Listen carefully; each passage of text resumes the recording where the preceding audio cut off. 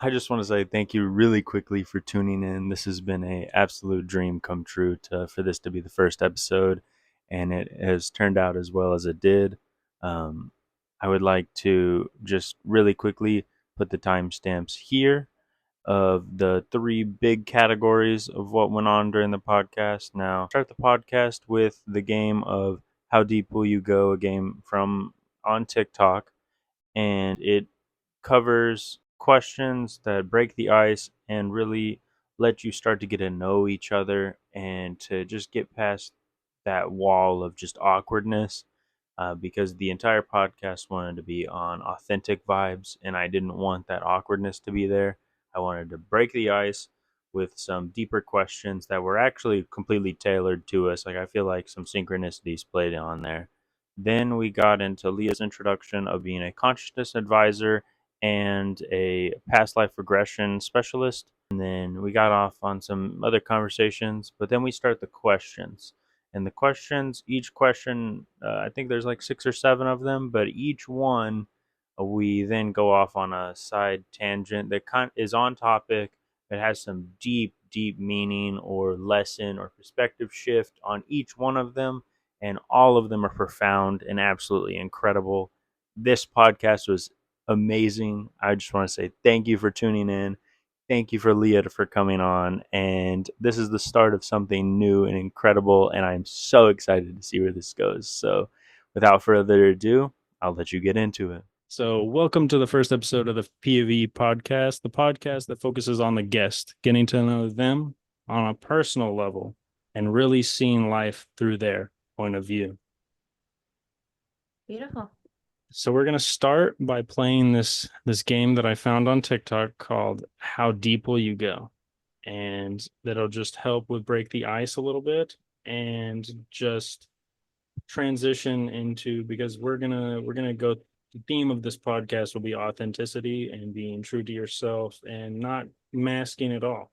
So if we start off with this icebreaker, getting deep right off the bat, the authenticity will carry throughout the whole podcast. So do you want me to start on the questions, or do I start? Yeah, beautiful. I'm excited to see those. I think it's a really good idea. So you go ahead. Okay. So level one, the icebreaker for me is going to be, what is one big thing you want to change about yourself?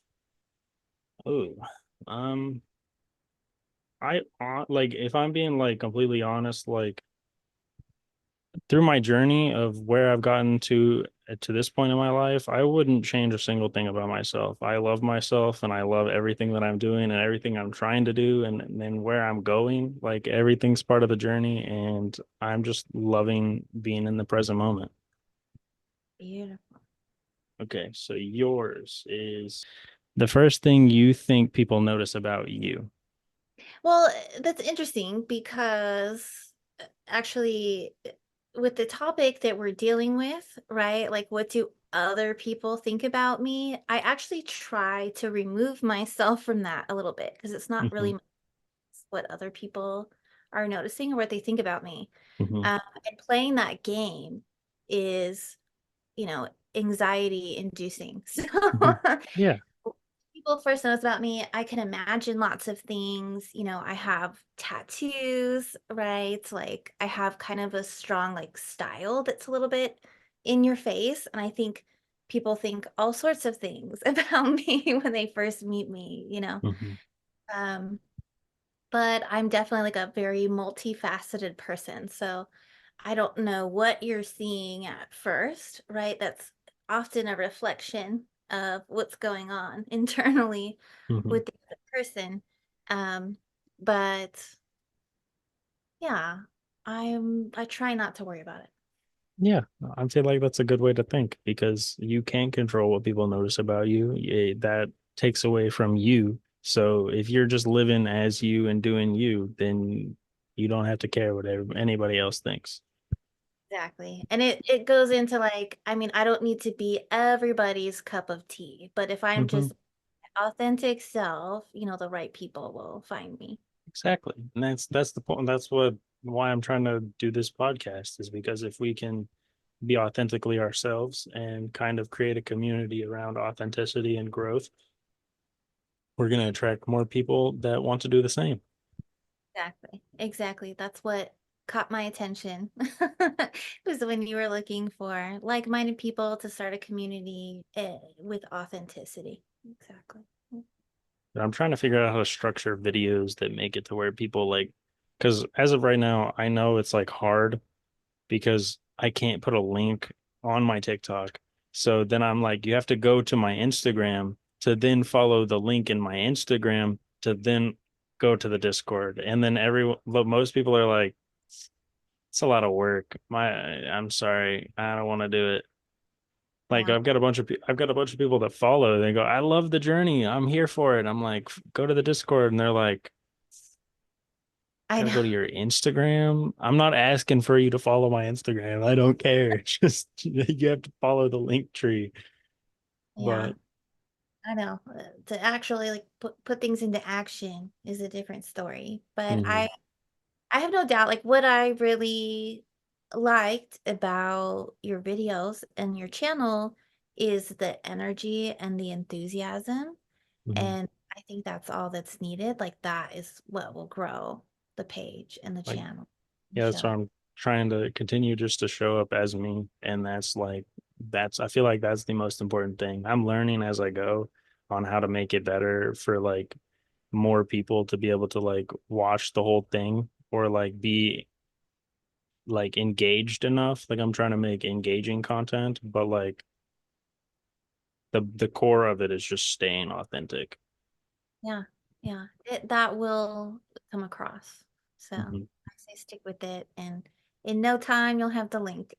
Yeah. Okay, so we're moving on to level two, which is confessions. My card is, what do you think your past self would think of you now? I think my past self would think I am weird. My past self was a like kind of brainwashed conservative Christian that kind of they did things in the Lord's view. And even though I wasn't like the most devout Christian there was, I still had like the like programming that my mom put on me to be you have to be a certain way or God will you'll go to hell because God da da da da da. But my past self might think I'm cool, maybe like for just like being the way that I am, but would definitely think I'm weird. That is too funny. I'm sure a lot of people can relate to that. And I know that that's a big part of the journey for a lot of people. Like it wasn't for Mhm, my experience because I didn't grow up with like the religious conditioning, mhm. but I see it so much in others. So Yeah, I it's think it like would be it's like kind helpful. of a regular thing at this point. If you grew up in a religious family, try and like your old self would not recognize your new self. Like I am nowhere near where I envisioned myself probably 6 years ago. Mhm. Yeah. Yeah. Same here, but even yeah, I do you feel like that is like a whole subject that you could take on you're Mhm. on your own there is that whole the religious conditioning Oh yeah, that's for sure. It's is it. something. But okay, we're going to your card now. Okay. What's the most important thing life has taught you so far? One of the most valuable lessons up until this point is self-love, like how I show up in the world and even how the world shows up for me Mhm, is really dependent on how I feel about myself, mhm, how I'm taking care of myself, how I love myself, how I'm speaking about myself. That really sets the tone for like my energy and mhm. how I can show up for others. Yeah. No, it does. It definitely does. That is a very important lesson and a very hard lesson to learn because, like, at least through society, like for a long time, it's been conditioned into like you have to be perceived a certain way, or if you have to be a certain way to be accepted, or you're weird, or this or that. I think we're we're kind of seeing the narrative shift more towards like we'd rather you be weird and yourself than like masked up all the time. And like I'm seeing it more and more on TikTok, like where like this like spiritual, like authentic kind of community that I'm like part of, where like some of them are like a little bit more weird, but I feel like I resonate more with you being weird than you trying to present this like mask of like I'm perfect. I feel like growing up for the past like 10 years with social media, like we're all done with the masking. Like, nah, show us your true self. Like we're tired of that. Oh, beautiful. No, I love that you're speaking on that because I agree. I see it heavily too. I think it's part of like the big shift that's happening universally. But I think TikTok is a big part of that. It was finally that social media platform that pushed authenticity as opposed to, I mean, all the other ones are like, look at how amazing my Yeah. life is. Let's show the best parts. But all of a sudden, everybody on TikTok started, it's like, no, I'm going to show the real me, the messy parts, the stuff. I mean, people just blurting out like weird, too much information type of stuff. Mm-hmm.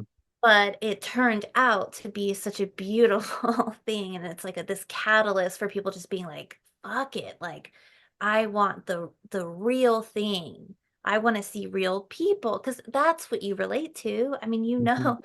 all that stuff that you see on that's kind of how Instagram is, I feel, right? It's like a lot of fake stuff on there. Mm-hmm. It makes, if anything, it makes you feel isolated because you're not actually relating to that. It's not Mm-hmm. relatable because it's it, not. it it makes you like it I feel like resonate Instagram's resonate like frequency is like a one of like jealousy, almost like constantly wishing like, oh, he's got that, I wish I had that type situation. Whereas TikTok is like the more casual platform of like people like go viral and they're like laying in bed, just woke up, they're scrolling on TikTok and they're like, "Oh, I want to speak on this topic." They get 50 million views because people like what they said. Like it's more authentic because that person literally is just in bed, hasn't gotten out of bed yet. And people on Instagram are like, "Look at this, like I might be a shitty person, but I've got a yacht. Look at me." Exactly. No, and I'm right there with you. And I'm here for it. I love this trend. It is really flipping because I do feel that the world Earth pretty much is it's like we're living in the upside down, Mhm. like everything that the things that the majority of people give power to or give their attention to or go along with, right? It's like all the wrong shit. It's like turn that Mhm. upside down, these power structures and, celebrities and money and hierarchies and all that shit, that's all like the matrix right there. That's Mhm. all what we need to be just letting go. Let that all disintegrate. once And I once you realize that like they're just trying to steal your attention and like rile you up about certain things and get you in your emotions, and less of like trying to just shift to the things that actually matter. Like they live rent free in your head because you're ingrained in part of that. Like I'm more for the I don't care. Like Yes, I repost the TikToks that are like, did you hear about the drama? Da da da. And it's like, no. And then it's like a bunch of people just hiking in the woods. Like that's my vibe. I don't care. Did you hear about the Kardashians? No, don't care. beautiful. It's yes, I think those are like systems that are distractions, and there are ways to utilize all of that technology that is supportive of the awakening, so it's not that I can't, you know interact with technology or that technology is bad or social media is bad. It's how are we using it and who are we giving the power to, really? Is it like these huge corporations, or I mean, TikTok at least has a feeling of it's up to the creator, right? That the Mhm. individual creator to come up with something authentic, original, and like that's what's really driving it. It's not that, you know, um the perfect picture, right?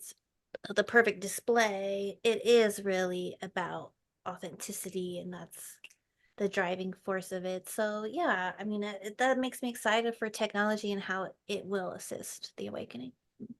Mhm.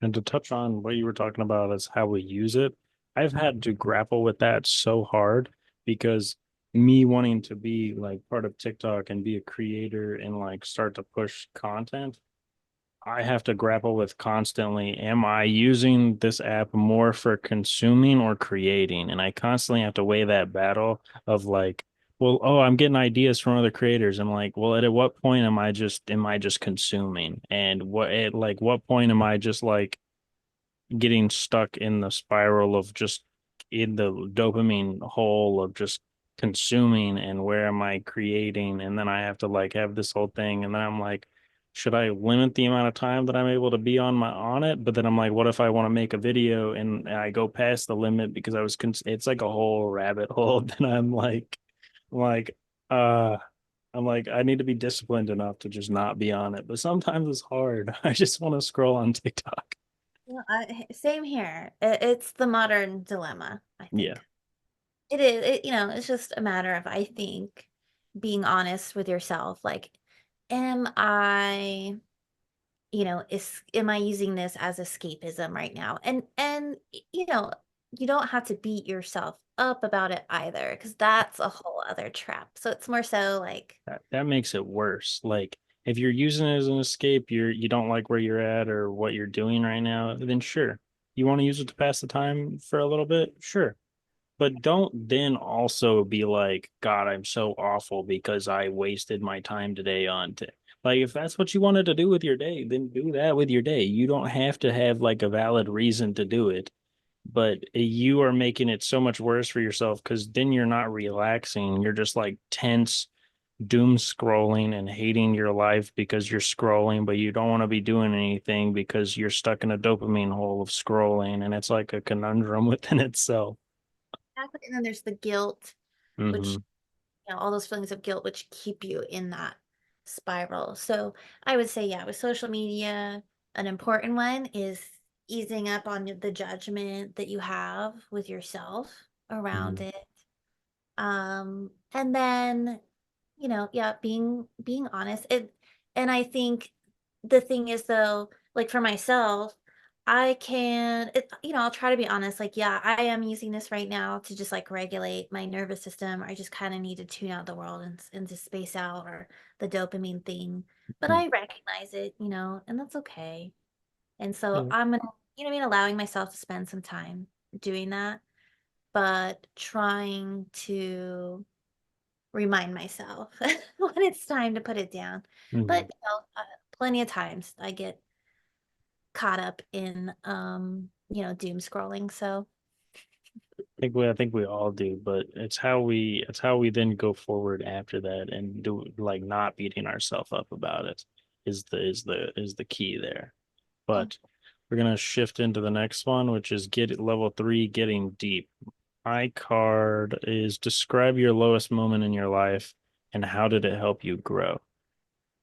My lowest point in my life was probably in 2020. I had just started my first semester of college, and my idea for my vision for myself was to be a civil engineer. And I was like, this was what I was going to do. I got a full ride scholarship to the community college, and I moved in with my grandpa. And I was like, this will be good. I'm gonna get my life on track, and I can knock out 2 years for free. And then my first semester, I was failing my math class my calculus class that I needed to be an engineer. I needed to be able to go through calculus 3, and I was failing calculus 1. So I was like, how am I going to get through the rest of them if I am failing calculus 1? And then I was also going to lose my scholarship if I failed calculus 1. And then I just started spiraling because this little envision of control I had on my life of where I was going to go and what I was going to do was then falling apart, and I was completely lost, and I didn't know what was going on or what I was going to do. And then and then I like once I just accepted it that it was what it was, and maybe that's not what was meant for me. I ended up taking a heroic dose of mushrooms with my cousin and experienced ego death, and through that lowest point in my life, I vowed to never let myself get that low again, number one.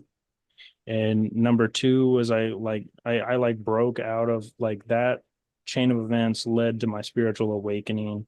And with when coupled with the never letting myself get that down again, I was growth oriented first.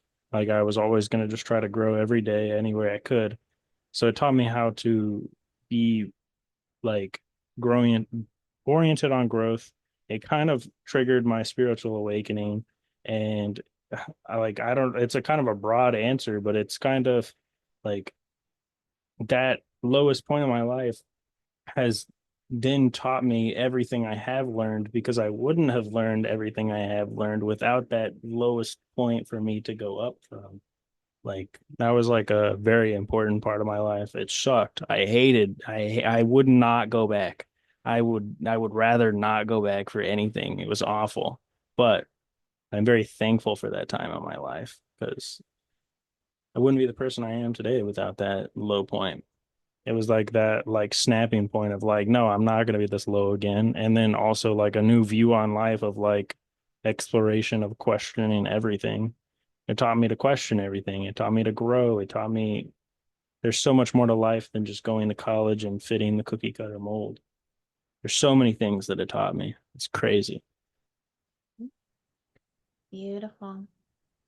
Yeah, and I think anyone that's experienced an awakening can attest to how those like really dark, low, difficult times in your life are like a catalyst. They're absolutely necessary There you to.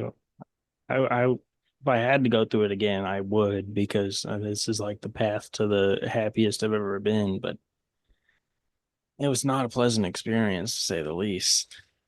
Mm, yeah. Okay, but your card is, what is a dream you let go of, but it hurts?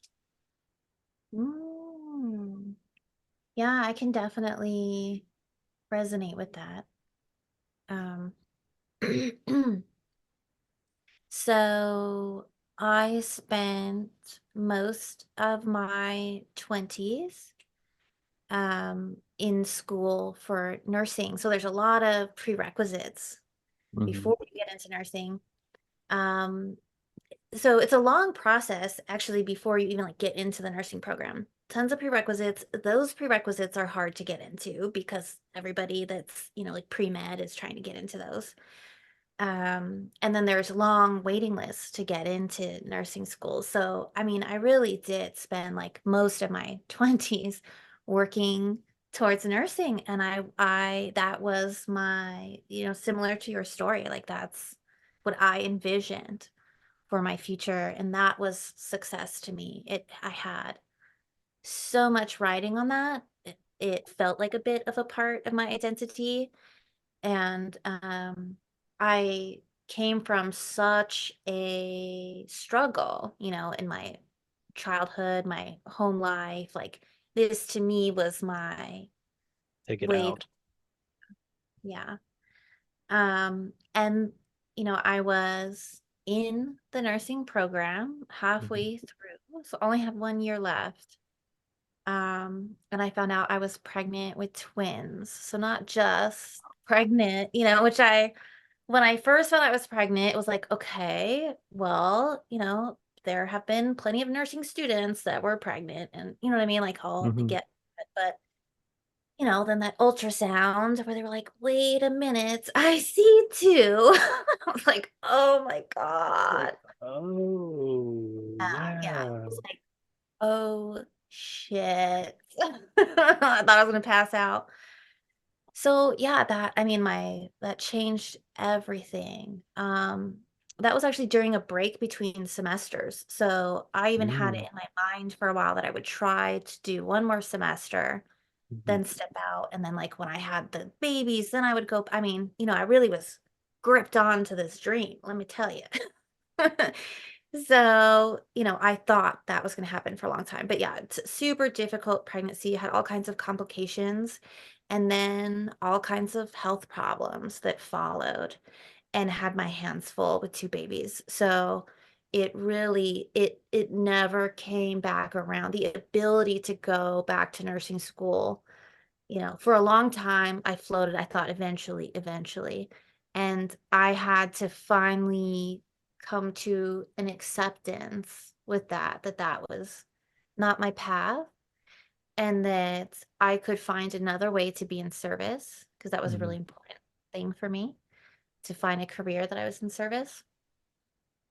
Um, and yeah, that my body wasn't, because of the chronic health issues I developed, like that just wasn't going to be the path for me. And that Mhm. was very hard. I mean, for me now, like when I think about it, there's a sort of just compassion, a gentle compassion for myself around it. Mhm. Um, but it doesn't have the same intensity around it, right? There's done a lot of work here on that. Mhm. Um, but yeah, it's, you know, um, I think that a lot of us will hit that difficulty, right? That's a big part of life, and a big adversity to overcome. I Mhm. thought my life was going to be like this, flipped around, turned upside down, looks nothing like it. And what a blessing it turned out to be, because I actually do feel like the work that I'm doing now is an incredible service, and that I could actually like make a bigger impact than And I I'm would sure have. it's also more fulfilling than being a nurse would be, because I feel like we haven't gotten into it yet, but like my with what you do and what you want to talk about, but my mom's a nurse, and I know all about that path and how taxing like it pays well, and you're helping people, but at the same time, like it is not an easy job. Exactly. No, and then and I saved myself almost by, not having to be in the pandemic through that, because I had, True. all the friends that I was in school with, I mean, became nurses. And yeah, you know, I watched people develop PTSD, and you know what I mean? That was really, really difficult. And I know a lot of people that had a lot of difficulty through that whole experience. And yeah, I agree. It's a very high stress job. And bless, all of our healthcare professionals, because it's not easy work for sure. It's not an easy job, that is for sure. Like, and good on you, but I could never. Yeah. But do you feel like these questions were effective? Do you feel more loose, more open, Yeah, more? I thought it was like a beautiful icebreaker, and it was like a nice little opportunity to like touch on some of these topics I don't that. know. I feel like there was some type of kind of like with tarot, like it's like perfectly placed. I feel like those cards were perfectly placed. I knew how to answer those without fail. Like there was Well, not. that last one, I was like, well, I feel like that was tailor. That's what I was thinking with mine. Like with the describe the lowest moment in your life and how did it help you grow? It's like I feel like this card was like targeted at me. What? I guarantee it's going to play out like just like a tarot deck. That, That's that- that's what I'm saying. Okay, should we go another round, or you think we should transition into Yeah, we can transition, because I think that was a good like a amount. good amount? Yeah. Mm. And you So did the three levels, right? that's the level one, level two, and level three. And then if we did it, we would just have to loop back through. Right. But I think it's a good system, because then you can carry that through all the mhm. episodes, like, and just explain briefly. Maybe you could even get like sponsored by the game I or mean, something. that would be cool. I mean, there's just like a small little, I think they've got like 500K on TikTok, like, but like, I like resonate with the message. Like their whole like pitch, like the videos is like them taking their game and just like finding random strangers in a park, and they're like, "Hey, you want to play this game with us?" And like every single video that they post is like it's the people, the random stranger that they played with, like ends up like hugging them, and they're like, "Thank you for this." Like I feel like this is some of the deepest connection I've had with anyone in a very long time, just from like playing a game with someone for 30 minutes. Oh, beautiful. Yeah, we need more authentic, deep connection for sure. And that's why I like this game. But now that we've gotten that out of the way, we can just transition to you introducing yourself, who you are, what you do, and how you were trying to like help the collective with that. Yeah. Like, and then you get to the stage is yours. Alrighty.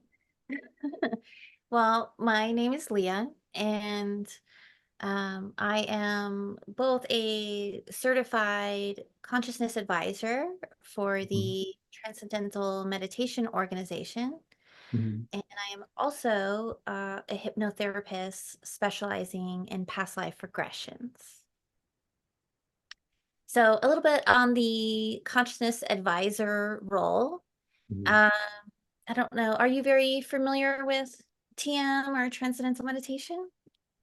Uh, not as much as I probably should be. So I'm gonna act as like a someone that knows nothing about this topic, and I want you to explain all of it. Perfect.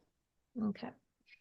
Um, yeah, well, what I can say is, on my path and my journey with Mhm. awakening, Mhm. um, I, I could read everything about it and understand it on this sort of intellectual level, but I was getting stuck on the experiential side and Mhm. could not for the life of me like sit with myself, and that's an important aspect of this work, right? Mhm. Like being able to kind of like sit in silence with yourself and just that. So yeah, I tried everything with meditation, like guided, meditations, all sorts of stuff. And I spent probably a good year with not having like that much success in the meditation department. And after like a bunch of googling, I just kept seeing stuff about TM being like the easiest meditation there is. Mhm. But there is like a paywall there, a barrier there, like having to pay for that. And the idea of like paying somebody to like teach me to meditate is kind of a weird thing to get behind. Mhm. But eventually I saw, there are a lot of studies around it Mhm. and peer-reviewed studies. And then one day I saw actually David Lynch giving a Mhm. talk about transcendental meditation. Mhm. And the way that he was describing it, I was like, okay, he gets it. He I'm knows what he, sold. yes. I was like, okay, yep, sold. So sign up, and sure enough, I could notice what was happening within my first teaching session. So you go in, you can sign up by going to tm.org, and you'll find a link that says like find your local teacher, and you put in your info, and it'll pull up for you who the closest teacher for you in your area. Set up an appointment, and you meet with your instructor, and they give a mantra to you. And Mhm. it's something that's supposed to be kept to yourself. So you're not supposed to repeat what that mantra is ever aloud. Mhm. Uh, and you sort of practice with them. So you have like this one-on-one in-person practice of it's a lot of subtlety involved in it because you think, what is there to do? I'm just Mhm. repeating a mantra. But there's lots of little subtleties. And then over the next 3 days, you do like a group teaching where you kind of hammer out the little details, like really how to feel confident in your practice of meditation. And within 2 weeks, I had a shift. Not to say that this is going to happen for everyone, Mhm. right? But to have a tool that allowed my nervous system to quiet just enough so that I could sit in that space with myself. I mean, that was a game changer for me. So having that experience with TM, you know, was exciting. I wanted to learn more. And the Mhm. more I learned about the organization, I just saw that there was a really beautiful foundation there. So it's really started by Maharishi Mahesh Yogi, Mhm. he was actually a physicist in India who went to go study with a guru, um, like traditional Vedic guru, and found enlightenment and also was looking at, the Vedic knowledge from the perspective of a scientist and saying, wait a minute, like this ancient knowledge actually does match up with modern science. It's just that it needs, a bit of some perspective shifting to understand how they correlate. So that kind Mm. of became like his mission, and his gurus like sent him off to America to spread the word about transcendental meditation. And he became the guru to the Beatles, which is Oh. yeah, I became pretty famous for that. And so transcendental meditation kind of blew up across the globe. So it's, all over the world, there are practitioners and teachers and centers. Um, but it's not just meditation that can be used. There are many tools from ancient India, essentially around consciousness, health, and well-being, that can be utilized. And so that is a lot of the work that the TM organization has taken up. So it's like taking all of this ancient Indian Vedic knowledge and distilling it so that a modern person can understand and utilize those tools and and actually stay pretty practical. So you don't have to get into the whole like, study of deities and Mhm. whatnot. It's really not about that. So it's not religious. You could say it's spiritual if you want it to be. That's really an individual thing, but it's more about focusing and studying what tools from these times are effective for health and wellness. And it turns out like a lot of them, and there are a lot of studies to show how beneficial this stuff is. But shortly after I had my shift, I started getting all these emails that were talking about this brand new program they were starting. And if they wanted, it was being beta tested, and they were looking for people that were interested in becoming a consciousness advisor. And it wasn't even clear at the time, what does that even mean? What is a Mhm. consciousness advisor? But, I'm like, well, consciousness is the most like fascinating topic to me. TM has been super helpful and I want to know more about the organization. So I was like, I'll bite. And I applied for a scholarship. Ooh. Yeah, so I thought, well, if I win the scholarship, I'll know this was meant for me.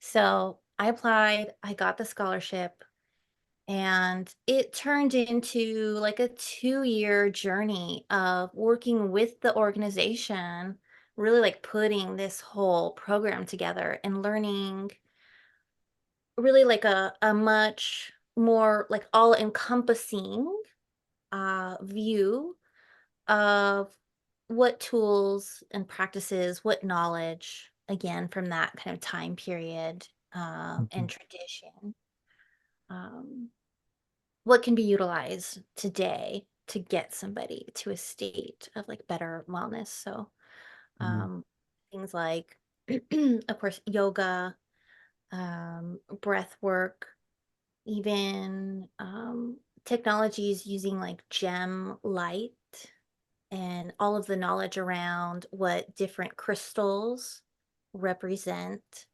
Mhm. As far as like the cosmos are concerned, certain crystals are associated with certain planets and astrology, and there's just it feels like an infinite resource of Mhm. knowledge, Mhm. truly.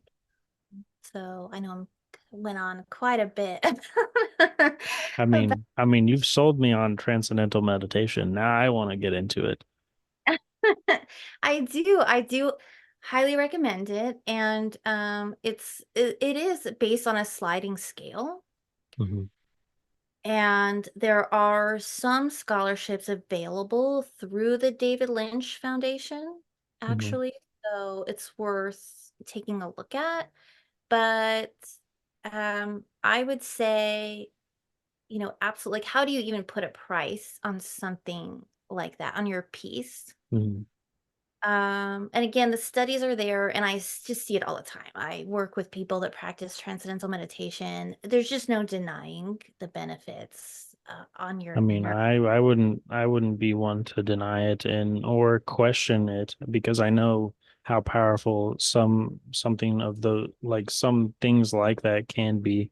And if it helps you be able to like there's so many people that cannot sit with themselves at all. And for that to be your transition into being able to sit with yourself, like I personally don't have a problem with that. Like during what we were talking about the lowest point of my life, that is my time where I had to learn how to sit with myself, being peak COVID and everything. Like I was by myself all the time. So I can sit with myself, but like I've struggled being able to go deep into some of those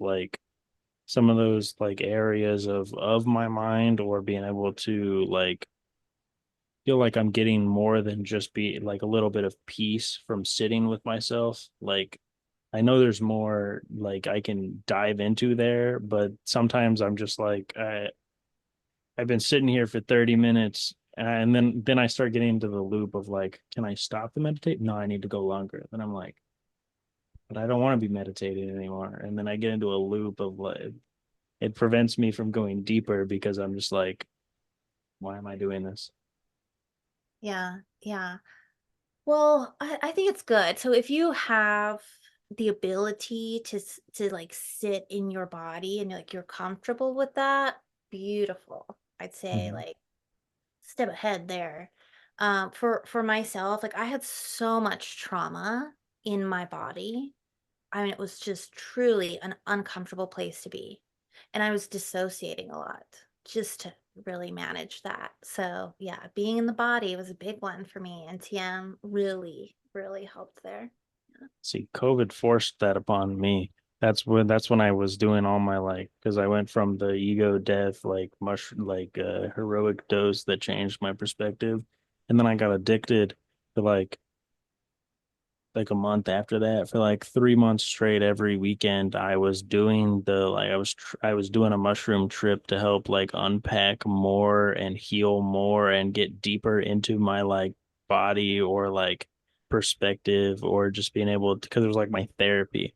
I got addicted to that because I didn't want to sit with myself but that ego death was like I was here and then I moved closer to being like free of all my crap that was piled on me. And I was like, I have to get rid of all of it. And that sent me on this journey of like almost 4 years now of just like freeing myself of more and more and more and more. So trust me, I know the feeling of like having trauma and a bunch of unprocessed emotions and a bunch of stuff piled on top of you. It's not a fun experience, but you gotta do the work sometimes to get rid of it. Beautiful. And you do. That's the thing. You got to do something. Hmm. And yeah, there are many paths. There are many tools. Psychedelics are one of them. When you're using them intentionally in that Hmm. way, I believe, because you could do a shit ton of psychedelics and not really grow from it. You know what I Yeah, mean? you could still do the, like if you're dissociating when you're not doing it, you can still go into it and dissociate and stare at the wall because it's moving and then not deal with anything else. Yeah. Yeah, yeah. But it can be an absolutely powerful tool, right? When you're using it with that intention. So, yeah, sitting with the discomfort, and finding tools that assist you in that. Super Mhm. important. I do past life regressions, and that's newer for me. I started that, towards the end of last year. Is just it feels almost like a passion project, and I see how incredibly healing it is for others. But Mhm. it's exciting for me. So I can kind of break down what a session looks like to give you an Mhm. idea. Yeah. So, um, a session typically takes, or I say allow for about 3 to 4 hours for a session. So it's long. Dang. Yeah. So, it's like prepare yourself for it, clear the day. Um, but it also that does include the time that we talk beforehand and Mhm. after, and it's giving us cushion for whatever may happen. Mhm. So, maybe closer to 3 hours, but it's good to have that time. And what I do is before the session, I have you bring to me about 6 to 8 questions that you have for your higher self. And great questions for something like that, would be like stuff around awakening, around your own health, mental health, physical health, career advice, Mhm. uh, your like purpose for this incarnation. What skill sets are you bringing into this incarnation from past lives?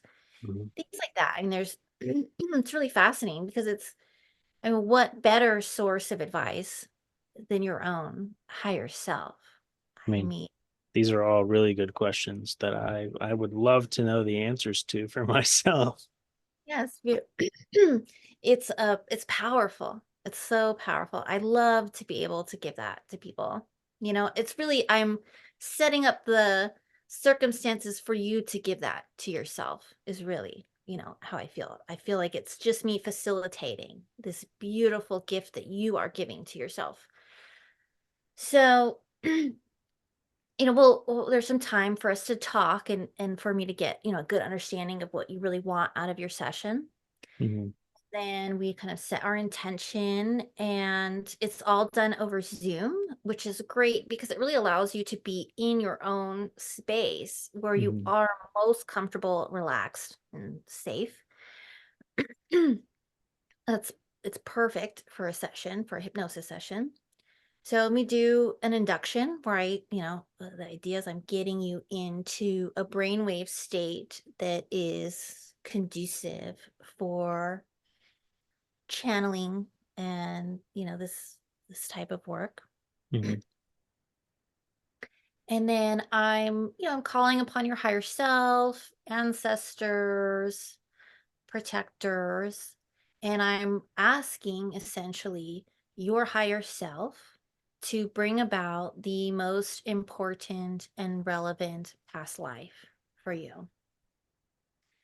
And eventually we get to where we're dropping you into a past life.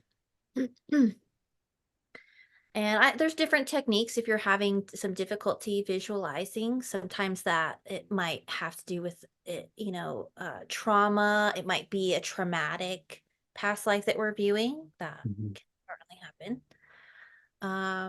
But the idea is we get you comfortable and safe enough to where you are actually experiencing on like a auditory visual level. Uh, Mm. yes, Wait, so it's you're like conscious during it, like you can remember everything you're seeing type situation, or is it like you have to watch the recording to know what you said or what you were seeing?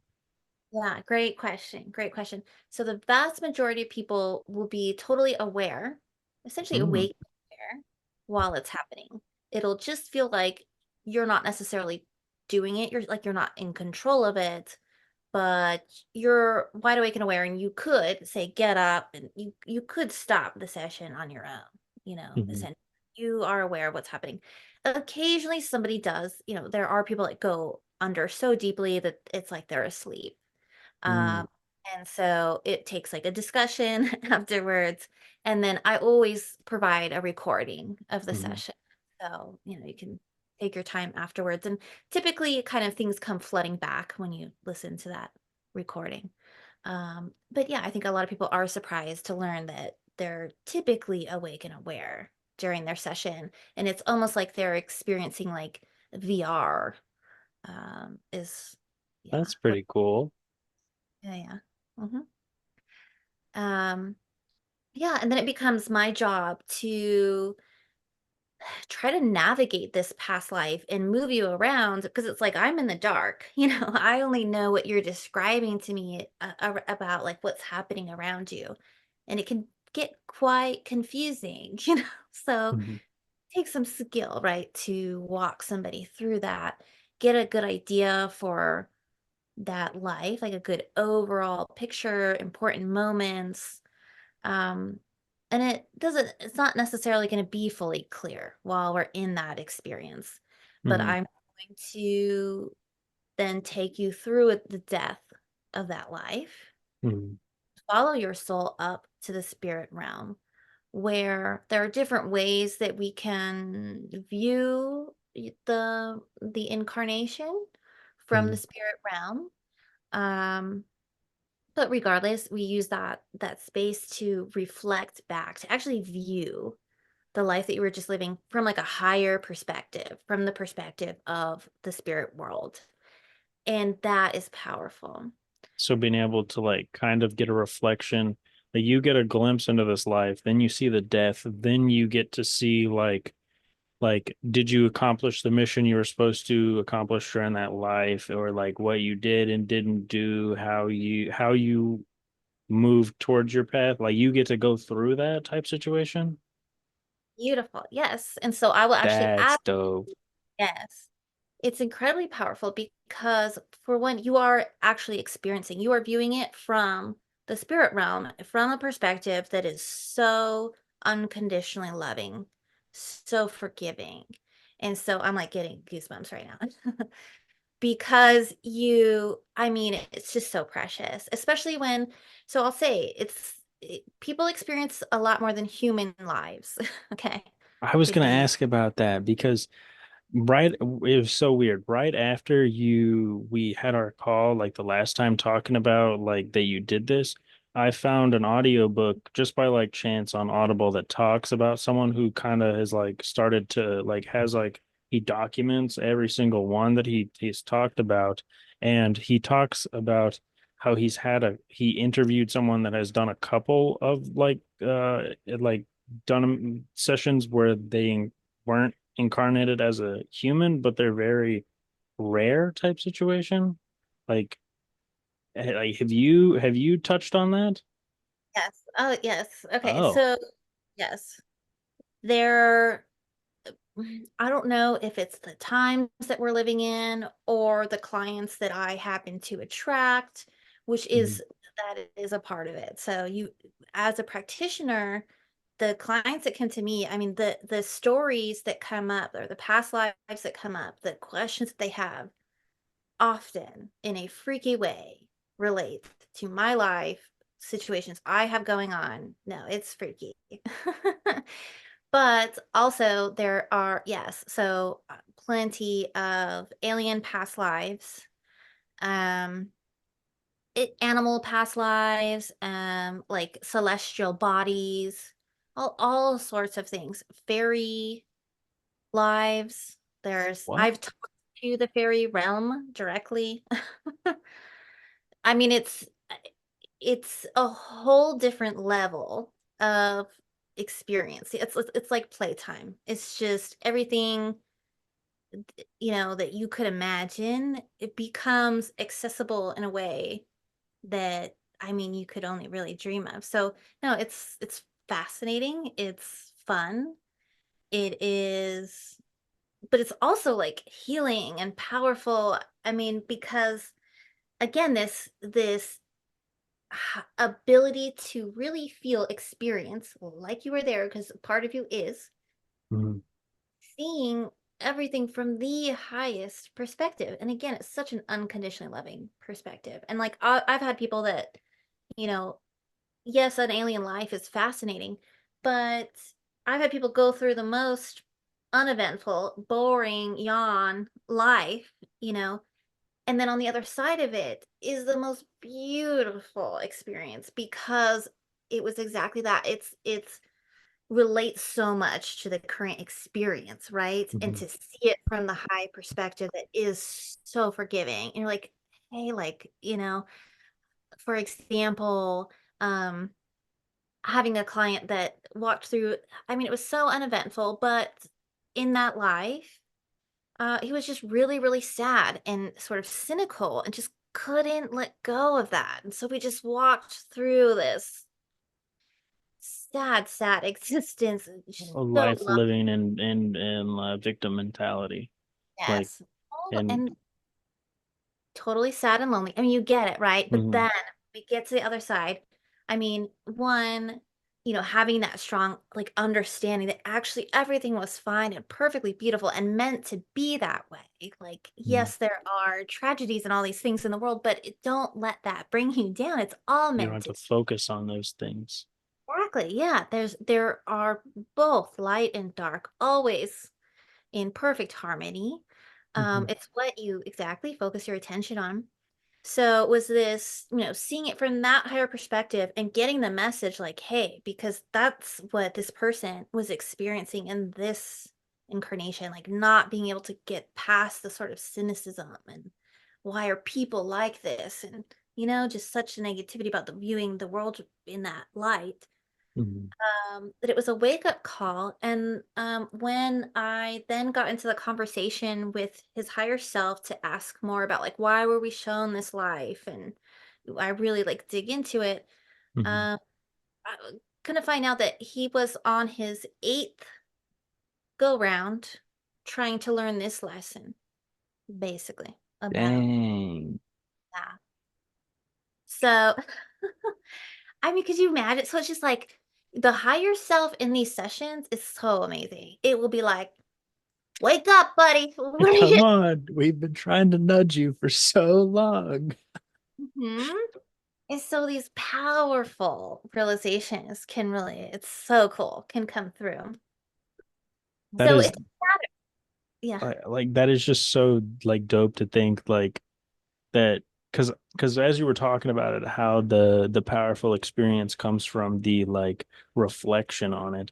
Like I could totally be able to see how that could give you a profound perspective on your life currently, because you're getting that experience of being able to look at it from a different perspective that's not just through your eyes. And then you can kind of start to analyze your life afterwards to be like, if I was to look through that lens, how would I look at my life currently? Like That, that's amazing. yes, beautiful. That's exactly. I mean, like you nailed it. That's kind of why I think it's so powerful because then you have that. Yes, you can look, you can turn that unconditional love, the perspective of unconditional love, back onto this incarnation. Mhm. And yeah, really like have some compassion for yourself. Mhm. Such an understanding that, I mean, yeah, I've seen the way that it changes people's lives, and that's pretty powerful. Um, but yeah, there's not only that. So you know, we review your past life, get the higher perspective. Then I take you to meet Source, God, Creator, whatever you want to call Believe it. in. Mhm. Mhm.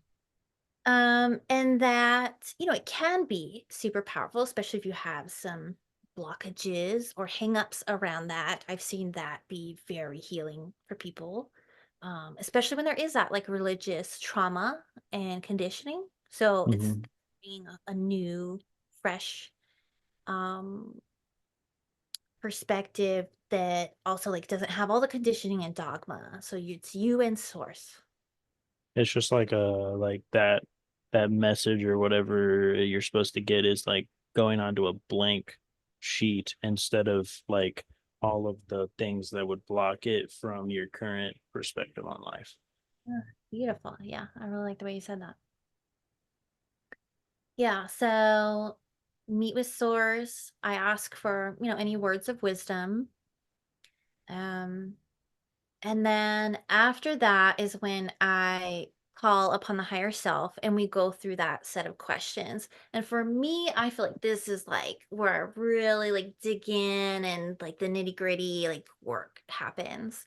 Because then I'm like getting a dialogue, like back and forth. I'm talking to your higher self, and I can make tons of requests from the higher self to Mm-hmm. do. I could do like a body scan for health issues, and then ask the higher self to send in healing, um, to clear, health issues, blockages. Now, again, this is not me healing you. This is me giving you the opportunity to heal yourself. But yes, energy work, healing work, that's all something that can be done, like working with All amazing things. yeah, yeah. I mean, it's such an incredible like technology, and just the fact that it's like it's just sitting there, and the vast majority of people either don't know about past life regressions or don't believe in them. Mm-hmm. So, I'm excited for just the potential. Like when this becomes mainstream, I mean, my God, the understanding and perspective that we could all be really walking around with. Mm-hmm. And imagine like the next incarnation of like a very of the like the Buddha or Gandhi or someone is out there and they're living in an impressioned life of like like um through a very like religious perspective on life and they're living in a construct and then they get to experience a past life regression and they're like I was Gandhi. Like that's like absolutely insane. And then that just like could snap them out of it. And then they could then start living a life that they were living their past. And then this life, that would insane. Insane. A beautiful experience. But you can't exactly awaken a whole aspect of yourself that you were completely closed off to. Because that's, Mm, like the human experience is forgetting, your true nature mhm. as, infinite, powerful being, right? Yeah. I mean, we're having a human experience. We can't have the human experience if we don't forget. Exactly. Exactly. But yeah, there are, as it turns out, some ways to remember at least some of it. And yeah, like I think that we're approaching like a time in the world where, right, we have access to so much information, Mhm. age of enlightenment, because think there, this knowledge used to be limited to, royalty and monks. You know what I Yeah. mean? It's Yeah. not. And that's like it. But now this is like we are definitely in a mass awakening. It's like insane that I'm like continuing to like talk to and find people like when I had my awakening almost 4 years ago, it was I couldn't find anyone like that was awakened. And now it's like being more and more and more common that like that you are awakened. We are definitely in a mass awakening. And it's like cool to be able to like be a part of. Like absolutely insane. And especially with like what we're trying to create here, like being a part of like just a piece in the puzzle to help the collective like snowball into this even more into this awakening. You got it, because exactly what more exciting time to be alive than right now. I mean, we definitely chose this. Like when we were incarnating, there's a reason why we are living the time right now and walking the path that we are walking right now as this is all unfolding before our eyes. Absolutely. What better show than this? Like we are all blessed to be here during these times. Like imagine, you know what I mean? Like you're buying tickets to go to the movies or like you're, you Mhm. know what I mean? Waiting in line to play like the most popular game in town. You know what I mean? Like that's you would be lined up for that because it is the most exciting, most intense game that there is to play, you know? And that's what's happening on Earth right now.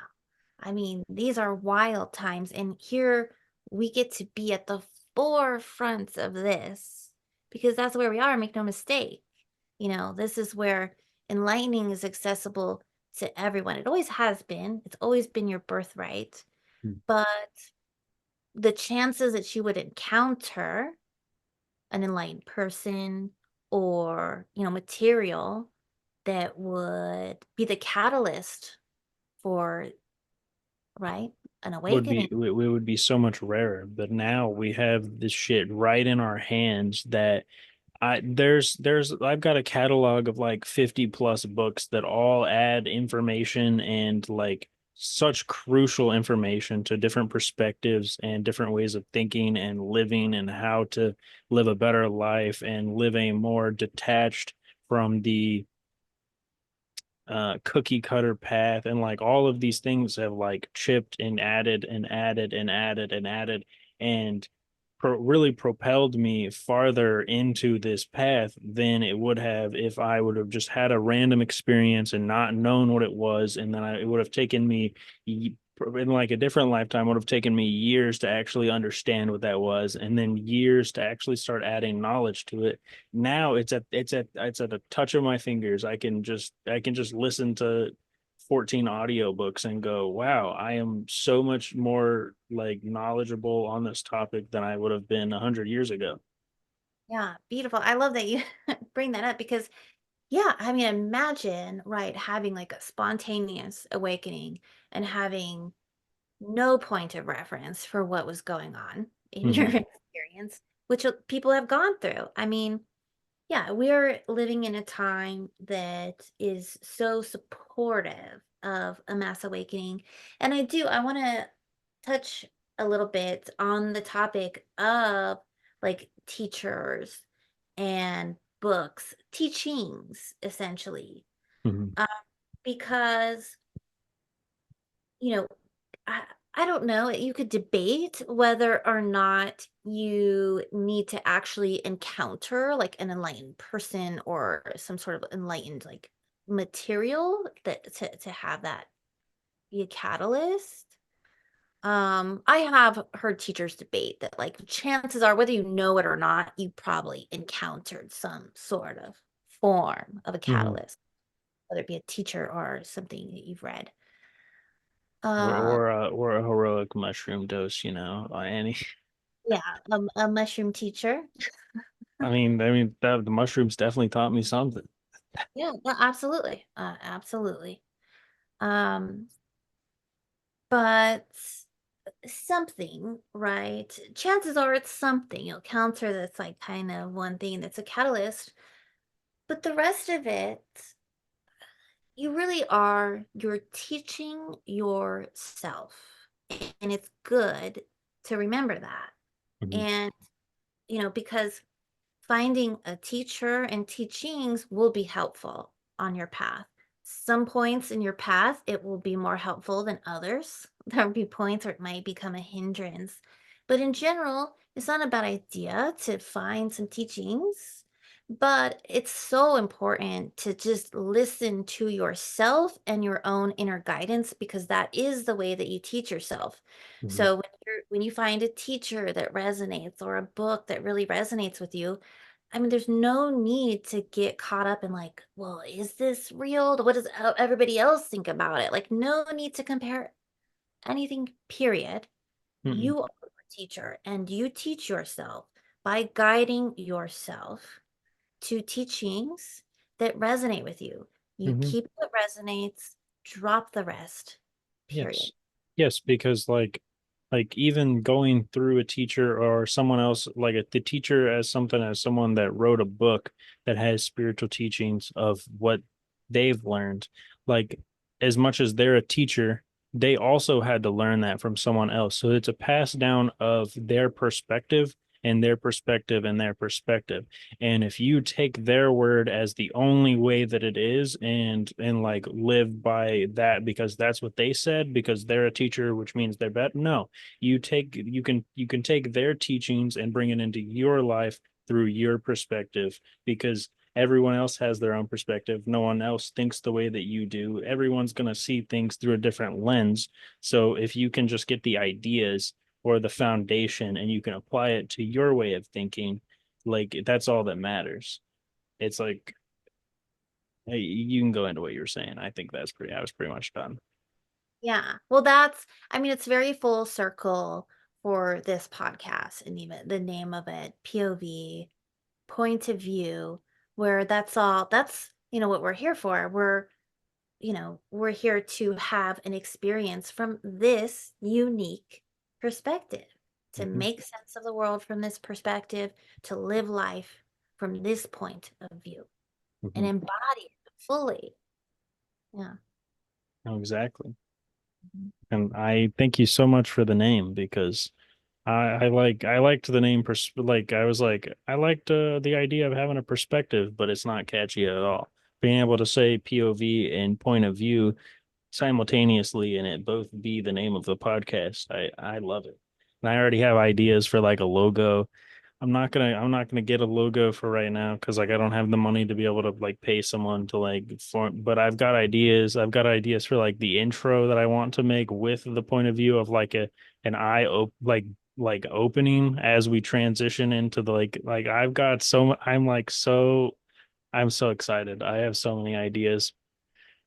Well, I have to say that felt like the universe really, you know what I mean, Hmm. came up with the name because it was Hmm. like just a play off of ideas, Hmm. right? Hmm. You're right on. You were spot on with Hmm. the perspectives thing. Exactly. Yeah, it was just about catchiness. No, I think it played itself out beautifully. Mean, I'm just very appreciative of it, but I do want to loop back to you talking about the past life regressions. What is your favorite story from one of your clients of like I want to do like favorite story and like a the most if you can remember like maybe the most profound lesson that someone's learned in a session. Yeah. Well, what's coming to me, as far as my favorite session, um, it was a very early session of mine. Mhm. And so I don't think I understood at the time how like profound it was until like Mhm. Mhm. later after doing a lot of sessions. Um, yeah, this was actually when I was practicing. And it's funny because for the past life portion of it, she was actually dropped into her childhood, her this incarnation, current life, childhood, which Mm. can happen. I didn't mention. So you can drop into your childhood, and you can also drop into a future life. So those are Oh. possible. Yeah. But she had dropped into her childhood, which turned out to be it was a beautiful healing experience. I mean, literally walked we went from one scene to another where she was like watching herself as a little girl in some, very sad situation. Mm. And we went in, I asked her to like give her comfort herself, give herself a hug. And there were even moments where like the little girl like was shying away from her. And so I called in source healing energy into the space.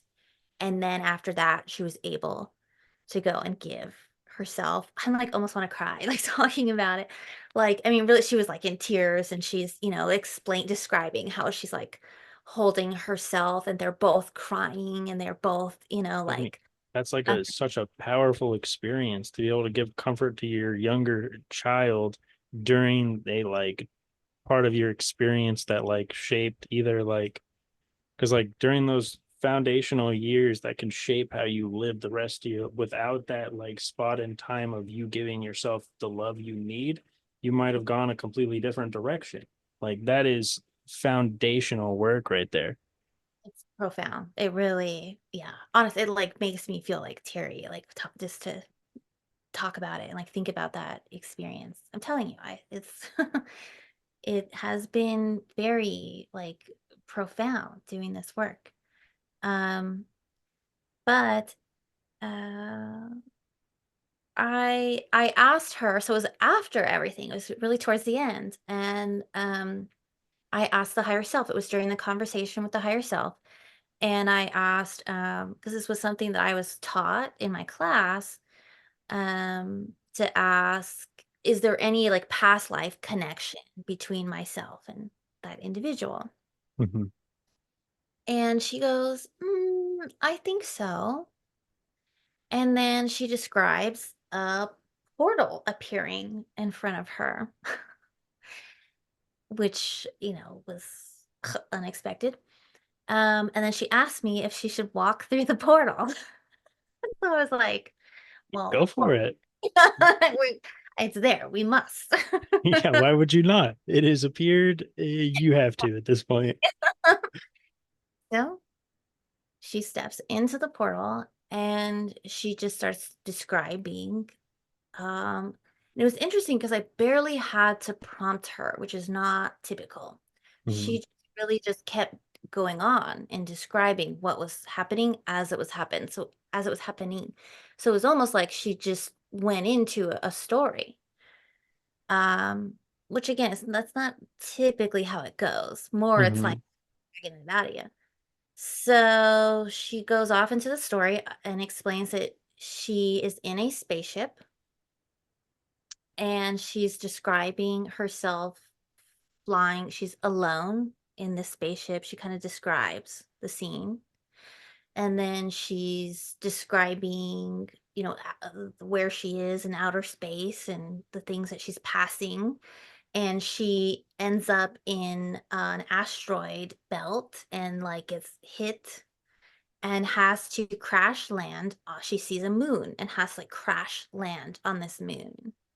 And then Mhm. she describes this. I mean, the whole thing was so otherworldly. The Quite whole, literally. literally. um, she describes stepping out of the ship and collapsing onto the ground on the moon and then sinking into it. And as she's sinking into the moon, I mean, she's describing it. I mean, it's just it was really poetic and beautiful. Um, but obviously not something you're used to hearing, right? Mhm. Um, Was definitely not what you were expecting for that session. It just kind of like went off the rails like randomly. total turn, like, whoa. No, but believe me, I was just like, I was sitting there like, what is happening? This is crazy. Yeah. Sinking into the moon, she's describing being transformed. At some point, she like doesn't have the suit anymore. She's like this silvery being, and she ends up being pushed out the to the other side and describes herself as this like floating, she's like a new being, this sort of ethereal, like describes how she doesn't need her suit anymore. And she feels like, peace and bliss and like is just describing this incredible. I went through a metamorphosis in a what? It's like, was the caterpillar crash landed, evolved into the butterfly, and like as she's describing, like And she's describing the whole thing play out. Was incredible. Yeah, so I was just like blown away. I was nearly speechless. And, later I followed it up with my same kind of typical questions that I would give after like experiencing a past life, like kind of like why were we shown this? Like what was the purpose of that life? And it was all relating to transformation and, all that stuff. And it was beautiful because a lot of the things that she was describing, the experience like popping out the other side of the moon is the way that you would describe or that you hear enlightenment sort of being described. So it was almost like Mm. a metaphor for, right, that whole transition. But, later on, um, I actually, with a psychedelic experience, I was shown that, like, a vision of that past life regression. And I made like a TikTok video of that. So it's actually showing me, it was like the vision that was coming up was that like TikTok video. Mhm. And it was like saying, like, you're the moon. That's you. Like, and this is all a synchronicity, all the things that I've had around the moon. And then it was like, you know, naming Is a it, Luna. this Yeah. lunacy. It was Hmm. all like tying together. It was like, no, like this is the work to transform, Hmm. bring enlightenment. It was just, it was like a full circle, like beautiful message of like, this is all meant to be. This is, That's it's, an incredible story of synchronicities. Like that's insane. thank you. Yeah, no, it so during that trip, it was essentially just showing me all these like clips and images of synchronicities like throughout my life, like leading up to this, Hmm. and it was like it got weird. I was like, oh, it's intense. That's really cool though. Like, like especially being able to like if you can see that as like because some of them like are synchronicities, but you don't register them at the time, or like the synchronicity is in your head like not what you had planned. So then it's like go every in your head, you're like everything's going wrong, but in reality, you only have the perspective of right here. But actually, like if the perspective is back here, like that was a crucial point in for you to get here, for you to get here. Like it's all perfect. Like That's it. and That and being able to have that perspective too is like amazing. Exactly. Yeah. And it's not really, typically till you're on the other side of something, right, that you can look back and say, oh, okay, it makes sense to me now, Mhm. And yes, but it was meant to play out that way. And there's a purpose for it. There are no coincidences. No coincidences, none at all. Mhm. And that's like even not even like to say it's the same thing, but even since I've had my breakup and like where I'm at now, I've progressed more towards accomplishing these dreams and goals that I've had in the past like 2 months than I have in over the past like year and a half. Like the it was like it like the growth was like, nah, yeah, I'm getting more progress, but and then I moved back here and it's like straight up. Like I've done more towards this, and I wouldn't have done that if I didn't follow my intuition and be like this like I'm being called to do this, which also was a completely different thing. Actually had a DMT trip where I got a download that I saw a vision of like split down the middle. It was like on one side it was my life with my ex, and we had like a kid, and it was like this wonderful like looked like pretty wonderful life, but I didn't get to live my dreams. Split down the middle on the other side was literally all of the dreams that I ever had, everything I think I've ever wanted, and it was split down the middle. And for a while I fought it. I was like, no, I can have both. But on that trip, it was telling me, no, no, it's one or the other. You can't have both. Nope. Wow. And Yeah. like it's not till I've gone into the storm of choosing the right path that to go away from her that I am able to see now that it was true. Like I mean, like love her to death, but she was holding me back from all that I wanted to accomplish. And it's shown in the like month and a half I'm literally recording a podcast right now. I did not think that that was going to be possible like 2 months ago. What? The universe rewards you choosing you, Hmm. and it rewards bravery. Hmm. Absolutely. And like, look, you did those things and it will absolutely show up for you. And like one of the reasons I was like, yes, sign me up. Let's do this because I could see like the energy, the drive, you know what I mean, The that you have. vision. You could see the vision. Yes. It doesn't like I could not care less about how many people you have following you or you know what I mean? Like Yeah, not I had like 80 followers. I've got like 120 now, but like I feel like this is the catalyst. Like we like I've also learned that like if you act like you're a small creator and you don't do things like you're a big creator, you're gonna forever stay a small creator. You have to do the things that big creators do before you get there, even when you don't have a following. Like I've had the idea for like 6 months, 8 months now to start a podcast, but it was always vague ideas and I didn't know where to go with it. And it was like these synchronicities of like I want a community with I want to start a podcast with I want to attract more growth oriented authentic people, and it all kind of just rolled into one, and it all didn't come together till I was here. Like I had to get here before the universe was like, okay, here's the full picture, here you go.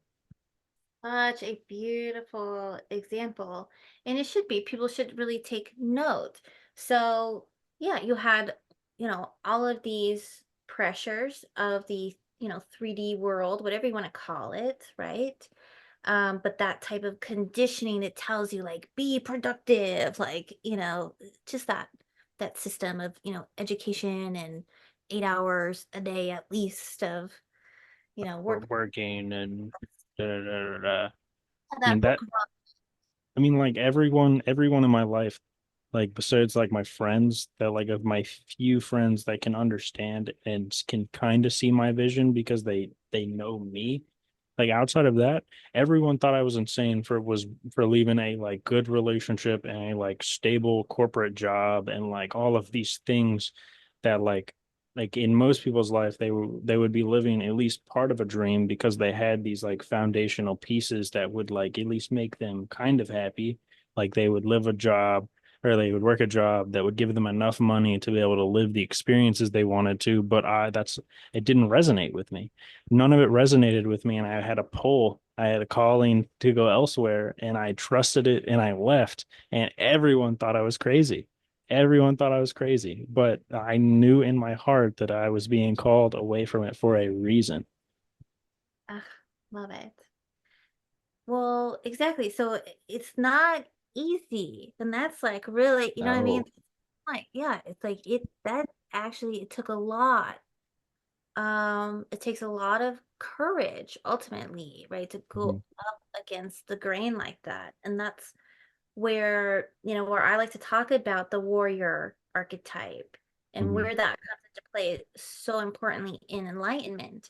It's Mhm. not out there vitally fighting demons or waging some battle against evil. People Mhm. get lost in the sauce with that bullshit. They really do. They think that they're, you know, a spiritual warrior out there fighting all the demons to save humanity, right? And like I get it. You know what I mean? It's quite a juicy tale. Yeah, yeah, Yeah, and I've been there myself. So yeah. I think we all part of the awakening is to be is to think that you have to fight everyone else's battles and you have to be able to be the person that takes them down and shows the world that it's like but you can't do that because everyone else has their own path and they will realize it on their own. You can't be the one that forces it down their throat like no. Thank you. You explained that perfectly. So, warrior archetype is actually the most valuable in this work, is just in bravery, Mhm. acts of courage and bravery. And often it's going to show up in ways like, you know, quitting the job, even though everybody tells you it's the stupid loser thing to do. You know what I mean? Like, you're a Um, bum. Why would you do that?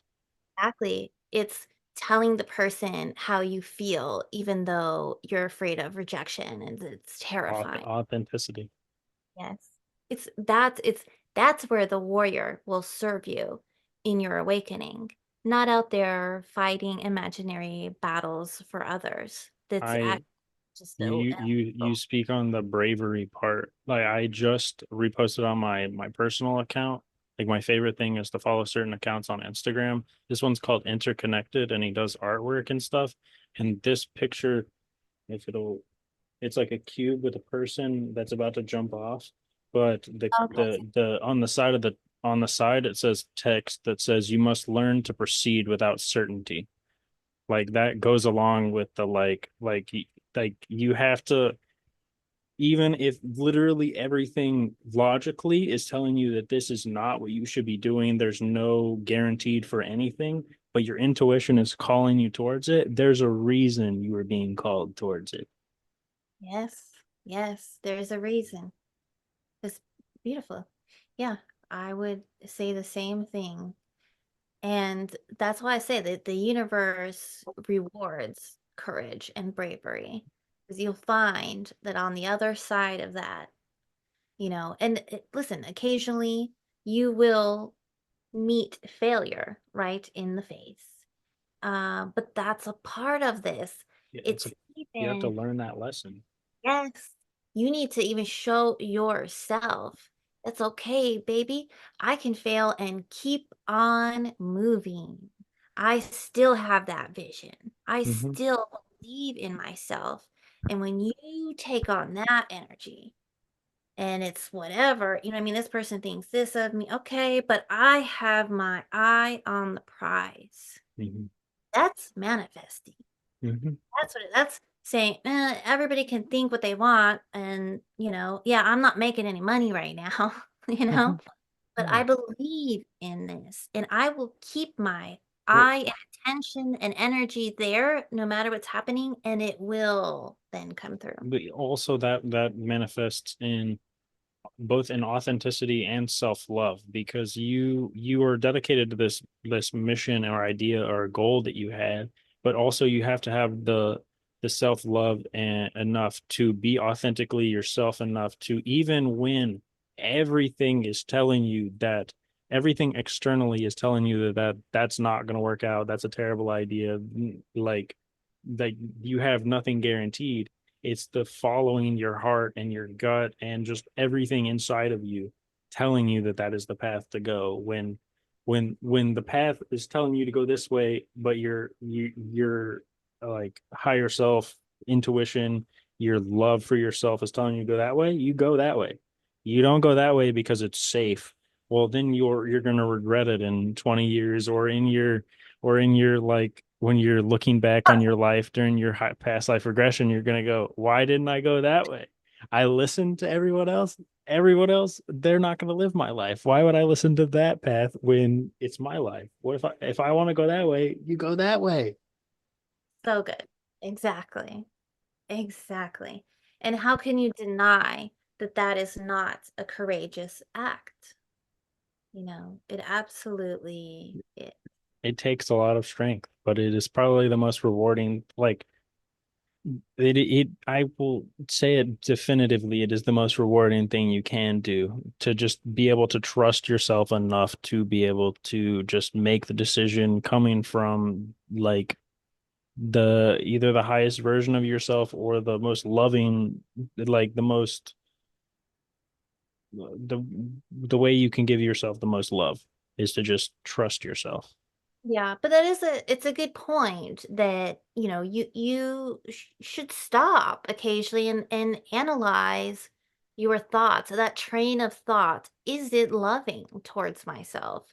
Mhm. Because if it's not, you can drop it and you can decide to drop that train of thought. You can decide that that's a big part of at least my awakening path, is learning to learning that your thoughts are not your, like, you are not your thoughts, and you give power to whatever thoughts you're having.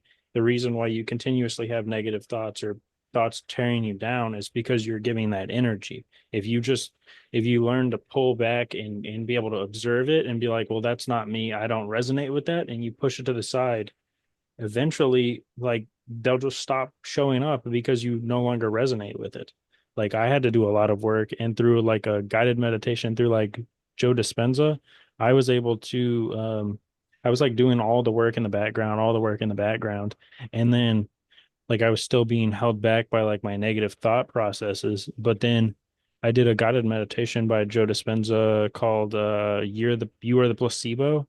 One of the most profound experiences I've ever had, because he um hypnotizes you and through the visuals on the screen, and you get completely relaxed, and he talks really slow and gets you in that like that brainwave pattern. And then like at a certain point in the, like, I think it's an hour long, and I think at like 40 minutes into it, after, it's like a pain to get there because it is so slow, but once you get there and you're in that wave, he asks like, so what do you want to reprogram in your subconscious today? And I had no thoughts coming up to this point, but during that experience, immediately pops to the front of my mind is you are enough. And he says, say that 3 times inside your head or aloud. Just say it and mean it and feel it. And I said it, and like I started crying like profusely, like it was in a release of emotions. I didn't even know that it was like affecting me, but I had this like flashback to my first breakup with my first girlfriend. She told me that I was not enough and I would never be enough. And that just like imprinted on me. And regardless of all the work I had done, like 8 or 9 years later, that still was imprinted on me. Like, and once I realized that like I had reprogrammed my subconscious, after that, like I felt like weightless, and all of that work of trying not to resonate with those emotions, it finally caught up because I had reprogrammed that. And then it was fine. Like I haven't I almost never ever have a single negative thought. Most of the time, completely blank minded, or I'm either like processing, like planning stuff for the future or ideas for videos, but like not a single negative thought in my head. Beautiful. You know, it is. Um, It's important for people to understand that it's essentially a mind training, and anybody can do it. mhm. And you know, it's work. It's a bit of a process. There can be things that happen spontaneously. I mean, that's amazing, right? Mhm. That experience. And it can be like that. It can be this training that happens over 'Cause I mean, time. the brain is a muscle. Yeah, that's what meditation is learning to control your mind and not your, let your brain control you. So like you train your muscles at the gym, you have to train your mind. Mhm. Exactly. Exactly. And it's worth it. It's not, I'll never claim that it's easy, right? It's It's not. definitely not. It's definitely not. No, but it's worth it. That's Hmm. for, yeah. It definitely is. So would that we were talking about that story, would that be the most profound lesson that you also, or would that be a different story?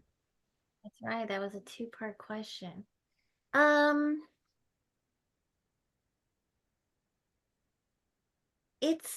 I would say it's a little difficult to point out one lesson, or at least right now, not one in particular is coming to me. I think it's what I see repeatedly, and we've Hmm. kind of touched on it. It's that, I mean, I cannot express how valuable it has been for me to witness, one death after another. Somebody being on the other side of it and looking at that life with the unconditional love, having that understanding of like a higher perspective of what it means to be a human, and how it's just all okay. Like, Hmm. just you could rest a lot easier if you knew that, you know? Hmm. And I do now, now I am able because I've, walk others through that experience so often. I have the benefit now of understanding on such a deep level, right? Like how perfect everything is playing out already without having to try, Mhm, and how much it's all like nothing needs to be forgiven.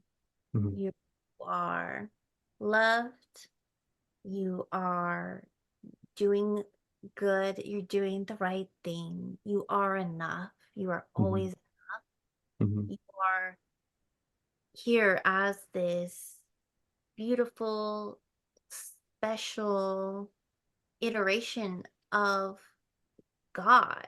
You are a representation of Source, mhm, having this experience meant to experience life through your point of view. mhm. Exactly. And it's so important to learn through like that experience of being able to learn through that highest loving perspective and bring that back to, I feel like for most of the like most people that aren't super deep into this, learn to be able to pull back from that perspective and realize that a lot of the shit they're focusing on is not that important. Like they won't remember it 5 years from now. Like, and they're letting this ruin their entire perspective, their entire year, or we're stuck in a mentality of this or that. You will never be able to experience life through this set of eyes again. So you are wasting it being caught up on either a victim mentality or like being stuck in emotions of I need to be like of like I need to get revenge on this person because they wronged me, or like I need to feel avenged from like my parents like abusing me as a child, or like all of these things that impression on you. Like you'll never get to experience life the way that you've experienced life now. So being able to just let go of a lot of these things is so profound. And like not having to go through the exact path that I've gone through, and just being able to get that glimpse right there, and then being able to go forward through the rest of their life and be like, I feel like they can reference that through like certain points, and they can pull back and go, hey, why am I stressing that much about it? Is it really that important? Like I am not gonna go like that person you said it was their eighth lifetime of trying to learn this lesson. Like like they can be like, hey, wait, I'm not gonna do this again. I'm not gonna do this again. Totally. Um, yep. And yeah, I mean, for me, that lesson, I mean, my God, how powerful is that? Yeah. I mean, that's just absolutely amazing. I mean, transitioning away from like what you do, but just like as you as a person from your experience. I mean, it can be with that. I mean, we could have already touched on it, but I've got here and I'm like the most important lesson you've learned in your life. Wait, we might have touched that on that with the cards, did we? I think maybe I don't think, I maybe it don't, was a similar question. might have been similar, but I don't think that specific one because there is something that's wanting to come out Okay, there. okay, then go. Let it come out. All right. Um, I think you and I may have separately had a conversation about this even, but Mhm, really think, really the whole like know thyself mhm. is Well, yeah, we talked about that when we had our first like little meeting. yes, Yes. so important. It gets overlooked so much, but that is your guidance system. That's what Mhm, you're here for. That's the whole point. mhm, Know thyself. And by doing that, you then can, love yourself, have your own back, mhm, um, because you're feeling into then, um, you know, does this actually resonate with me? Does this feel good? Does hanging out with this person feel good? You know what I mean? mhm, Like, know that about yourself. What do I actually enjoy? What am I passionate about? Because we don't realize, right, how often we're on this sort of autopilot of conditioning that Mhm. is living by everyone else's standards, society standards, your parents, your peers, all of it. And you are acting, the typical person is acting against themselves so often, um, that I mean, they wouldn't know the difference, right? There's so much internal turmoil that there's no guidance system. Like you couldn't hear it because it's just chaos energy happening inside. So you do some work to clear the nervous system so that you can sit with yourself. And then you get to know yourself and Mhm. you start listening to that system in your body that is literally just sounding alarms saying, this person does not respect me. And instead of pushing through and, trying to gain that person's Mhm. respect or powering through it, or thinking, oh, this person is a family member or this is an old friend, like I am supposed to behave in this certain way. I'm Mhm. supposed to maintain this relationship no matter what's happening. No, your body is literally sounding an alarm telling you this isn't right for you. It does not resonate. And you are under no obligation to speak with anyone ever, to have any relationship or interaction with anybody else, period. You are never under that obligation. Have your own back. No, exactly. That's amazing. That is an amazing lesson to have learned because like like if you don't truly know yourself, then you don't you like you said, you can't follow like what truly resonates with you. And if you don't know what truly resonates with you, then you're just kind of like going at life like with no direction. So there's a stepping process, and like all of those steps are so very important. And like being true to yourself and knowing what resonates with you and what, like that was a lesson I had to learn, is knowing that like I've outgrown like a lot of people. And that was another part of like feeling why I wanted to start this community, because I like a lot of this experience is feeling lonely as hell, because like it feels like it's like I try to hang out with the old friends and they still just drink, or they only just like hang out to get hot, like just smoke a bunch of weed, and like that's all they do. And I'm like, okay, well, like there's no intellectually stimulating conversations. There's no talks about growth, where we're trying to go, what we're trying to do. It's all just let's come over and get high or get drunk, or like, and that's all they do. And like having that perception to know that that's not me anymore, and I have to be able to separate myself from that. Like, I, like it's fine if you do that, but if that's all we can ever do, it like that's like I can't do that.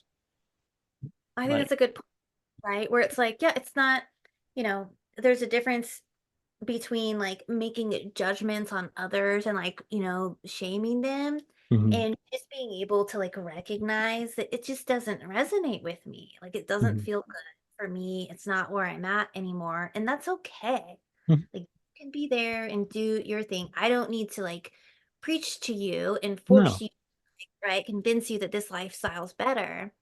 I just need to live my life for me. That's it. exactly, exactly. And I don't have to dim myself down because I go into those situations, putting myself in those situations where it doesn't resonate. Like you just live to where you can shine your brightest. And that's like to the after you start to know yourself. Like that's just the like simplest version of it, is like live authentically. And like there's no point of putting energy into something that isn't doing anything for you, or is for your old self that you're just continuing to like give energy to because you feel obligated. Like, no, you're not obligated to anything.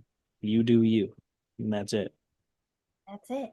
And once you start living that way, right? Because people get so caught up in spirituality and being this spiritual person, this idea of a spiritual person that's just this like peaceful and loving being, and that's what you're trying to work towards. Well, that's bullshit, actually. No, yeah, it is. Idea of the spiritual person. That's not the point of this at all. No. The point of this is to live your life the most fully embodying yourself, like this incarnation, embodying you. And when you do that, you'll find that you're much less activated, like in your nervous system. Mhm. When you're acting like truly for yourself, from yourself, you know what I mean? Like you end up showing up for the world in a much more loving, much more peaceful way. So it Yes. just happens to work out that way. You don't have to try and work really hard to become this idea of the spiritual person. Drop that. It's a trap. Mhm. Just work on the things that like we've been talking about, like knowing thyself. The rest will fall into place. You don't have to worry about that. Yeah. Yes, like that is a lesson that I've had to learn through like some of my like more I want to say like vulnerable like trip experiences is that like one of the like most profound things or like healing experiences like adds to filling my cup up, which in without even meaning to, once you fill your cup up with the self-love and you know yourself and all of these things, it becomes effortless to push love in like in everything out into the world because you're not you're not needing to be validated by out externally. Like you have everything that you need, so you're able to just push that energy out instead of needing to call that energy in. And that is like once you've done that work to be able to like fill your cup up per se, like oh my God. I was gonna go somewhere else on top of that with that message, but I can't remember where I was going to go with it. But that's like the main point is like the like because you were saying like that's first and then everything falls into place. Like I was gonna go with you were talking about the spirituality is all just like trying to be like positive all the time, like 110% of the time, and be like, well, that's not living authentically. Like I feel like people get mistaken in that because they're stuck in their patterns of negativity in their head. Like like once you do that work to get rid of that, then the authenticity and the love comes after, but they try to jump to the end before they've done the work prior. I absolutely agree. I think it's a huge problem in spiritual spaces, and it's a lot of like, I think like seeing, trying to copy others' behavior. And it's like, oh, but the guru says and does this. And so, Well, the then like, guru's also been doing it for 20 years and you just started. So, right. And yeah, it's like you're skipping the whole point. You know what I mean? And just, well, skipping to the point, but you're yeah. not, yeah. So I find it almost, I mean, I can't help but laugh when I see it happening all the time, especially on like Facebook pages. I mean, all over social media, but like especially in like Facebook groups and things. And you'll have these people, they're like so desperately, I mean, you see it and God love them, they're out there like desperately trying to save the world and tell everybody. Yeah. Yeah. But it's like they're in such a distressed state, like caught up in like all of the fear of, the conspiracy theories and the enemies that they're battling out there. And you know what I mean? But they're like, they feel like they're the ones delivering the message to everyone. And it's like, that's not Hey, like it's the intention, beautiful, yeah. great. Yeah. But everybody needs to realize that what's happening there, actually think about what you're actually doing and how you're actually showing up in the world.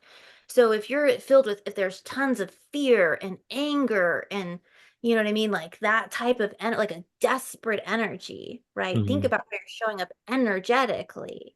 Okay, like that's spreading a bunch of fear and panic is not spreading enlightenment. It's quite the opposite. And so put down these thoughts of saving everybody else. It's an illusion and a trap. Yep. It is all about the self and managing your right? Like if you're just constantly in fear of, these powers that are, trying to enslave humanity, like, bro, come on. I You're mean, not, I I mean, mean, like a lot of like I can see where they're coming from. Like a lot of the time, what they're talking about is right. Like they're like the conspiracy theories, like the conspiracy theory term was created by the CIA to debunk people that found out about stuff they were actually doing. A lot of the stuff they're actually talking about is true, and yeah, I get that they're trying to alert people, but a lot of the times they're just going to come off as crazy because people don't have the perception that they do, or they don't haven't awakened enough to start distrusting the indoctrination that they've been through. So like they aren't going to have the perception that you do. They're still indoctrinated. So then you're just shouting at a bunch of people that are going to go, that guy's crazy. And then yeah, also you talked on like you're just spreading fear. I mean, I went through a phase of that of like going deep into like diving into these conspiracy theories and what's going on behind the scenes and like what they're actually all trying to do. And to a certain extent, like yeah, like that's cool on researching these things on that actually went on or are actually going on, but to a certain extent, you can't control them. So then you're lowering your frequency to a state of fear to focus on these things instead of being like, yeah, it's happening, pushing it aside and focusing on what you can worry about and focusing on staying authentically in the vibration of like just love. And like that's like that I feel like that's the level. Like the first level is realization and you're freaking out because you see all these things. The next level to it is just being able to like look down on it and be like, yeah, it's there, but I can't really do anything about it. yes, lovely. I love that all the points that you kind of like brought up in there was kind of everything that I wanted to touch on because yes, uh I'm with you right there. It's like these things are happening. A lot of them, I believe, and I've seen a lot of things that it's like, okay, no, this is happening actually. Hmm. But it is helpful to even understand it's happening at a certain level of consciousness, Hmm. right? But there are so many levels of consciousness and like exactly getting sucked into that and keeping your mind there is um keeping everything at an energy state that's it's not yeah, certainly not helping yourself. It's not Hmm. helping the other people that you're trying to reach. So yeah, you're actually like it's spreading like the frequency of fear. Yeah. And so the real work is turning that attention inward and training the mind to essentially remain calm Hmm. despite what's happening externally. That's the real work. And then Exactly.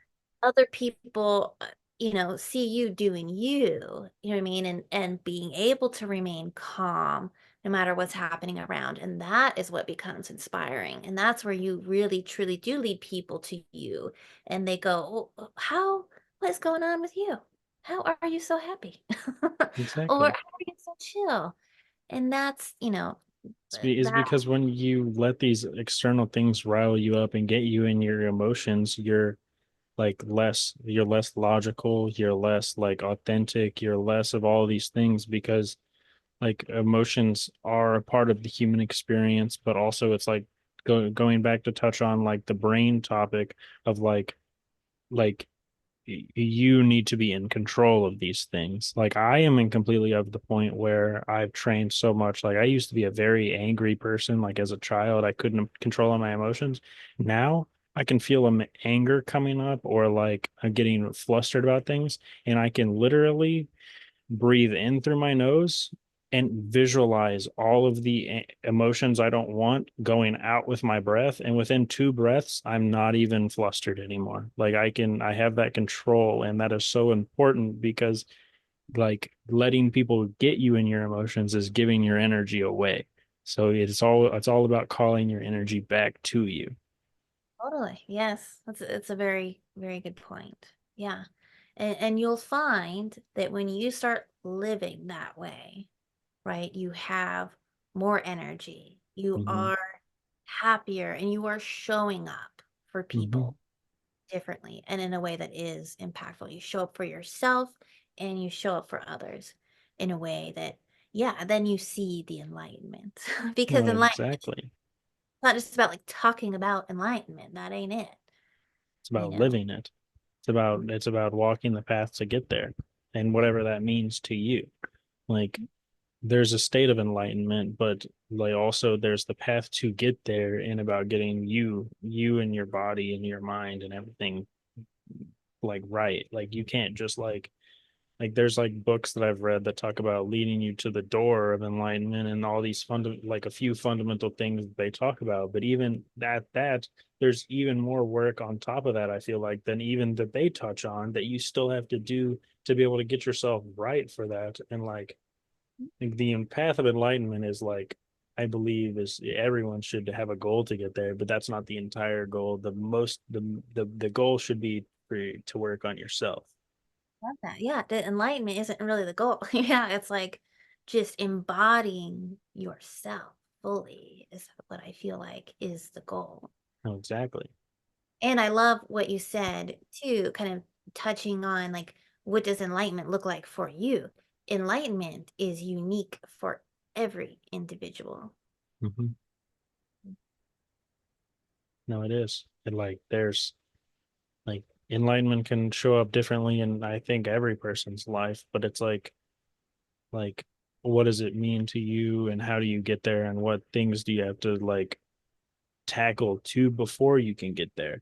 Like there's that's a whole nother kind of worms. And I was focused on it for like probably a year ago. That was like my main driving force was like, I had this awakening at 18 and I'm 20 or like I'm 21 and I'm as far as I am. I'm gonna get to enlightenment in my lifetime. And I still believe that I will, but that's not my like objective. Like I could care less at this point. And I think that's also part of the path is like That's what letting go of that. well, I was gonna say actually like a lot of, like with shifts in consciousness comes that feeling of like in enlightenment, right? It's like, well, what is enlightenment? Mhm.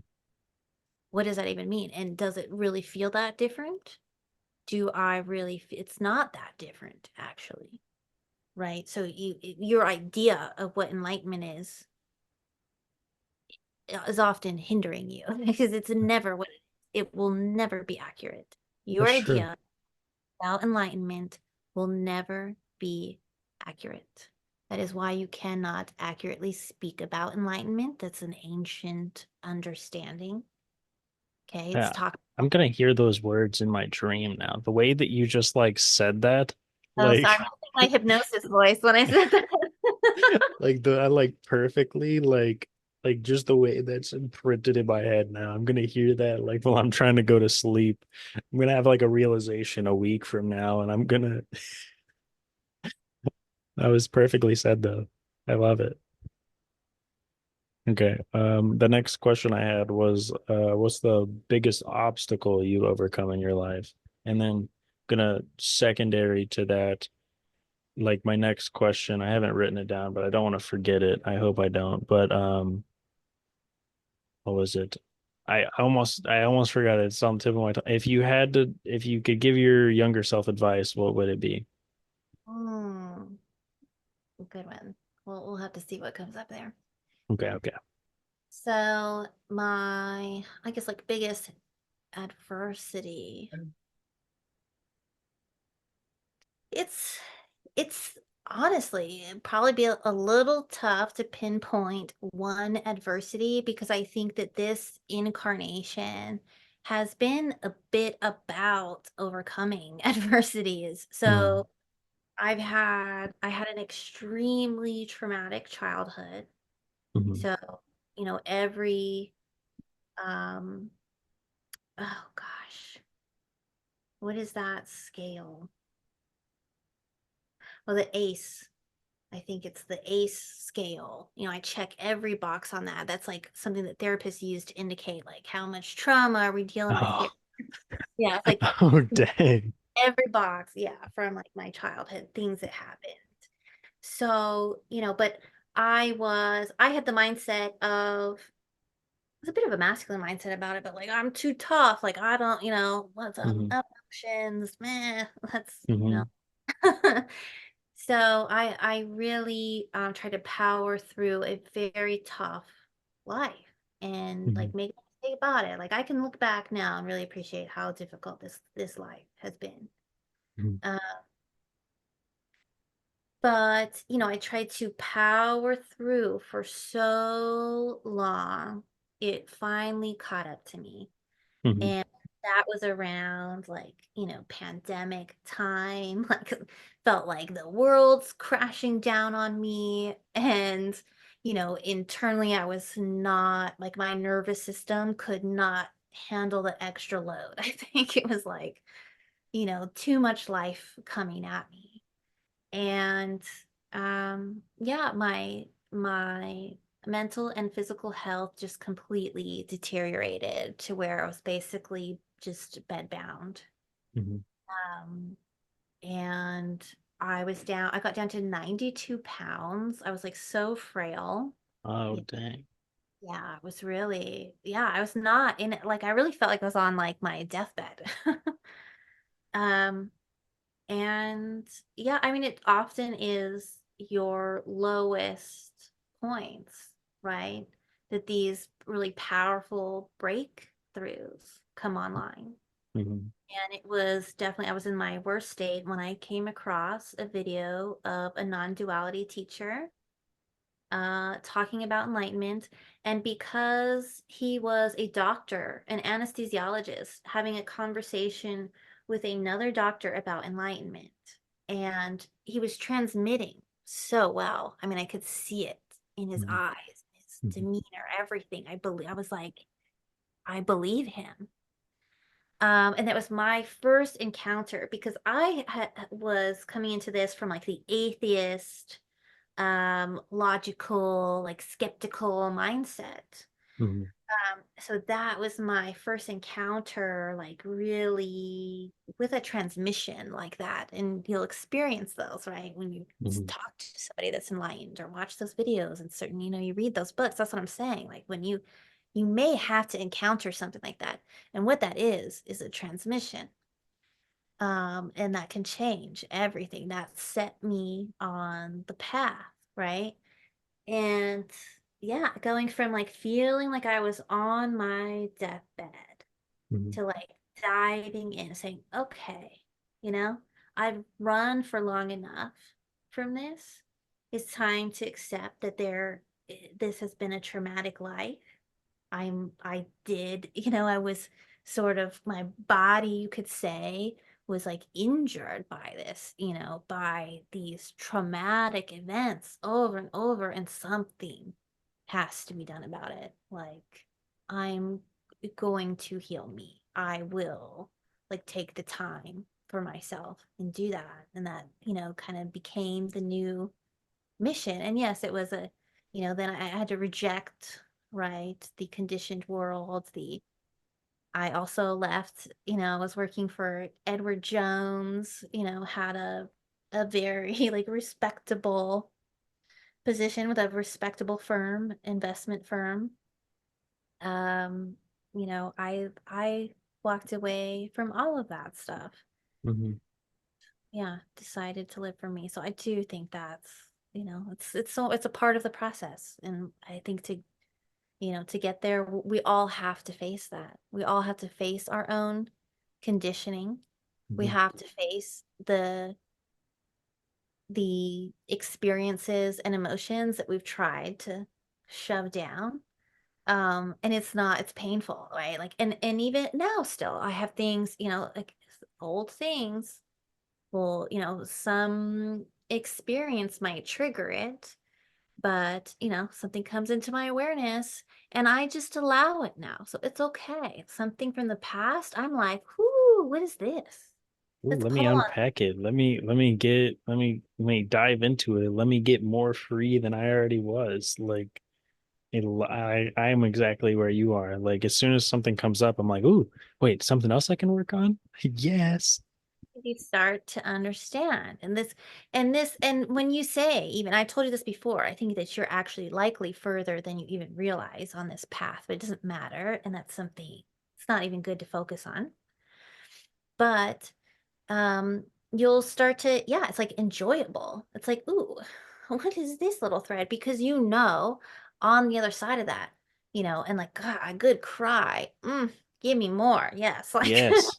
I Yes. love when I can feel it in my gut, because on the other side of that is such freedom. Like such That's yes, yes. That more free feeling. Like I already feel like I'm pretty free, but the idea that there's something else to work on and I can get more free than I am right now. That feeling is what I got me addicted to this healing journey. Was that I need to do more and more and more and more and more. It was that feeling of getting addicted to feeling more free.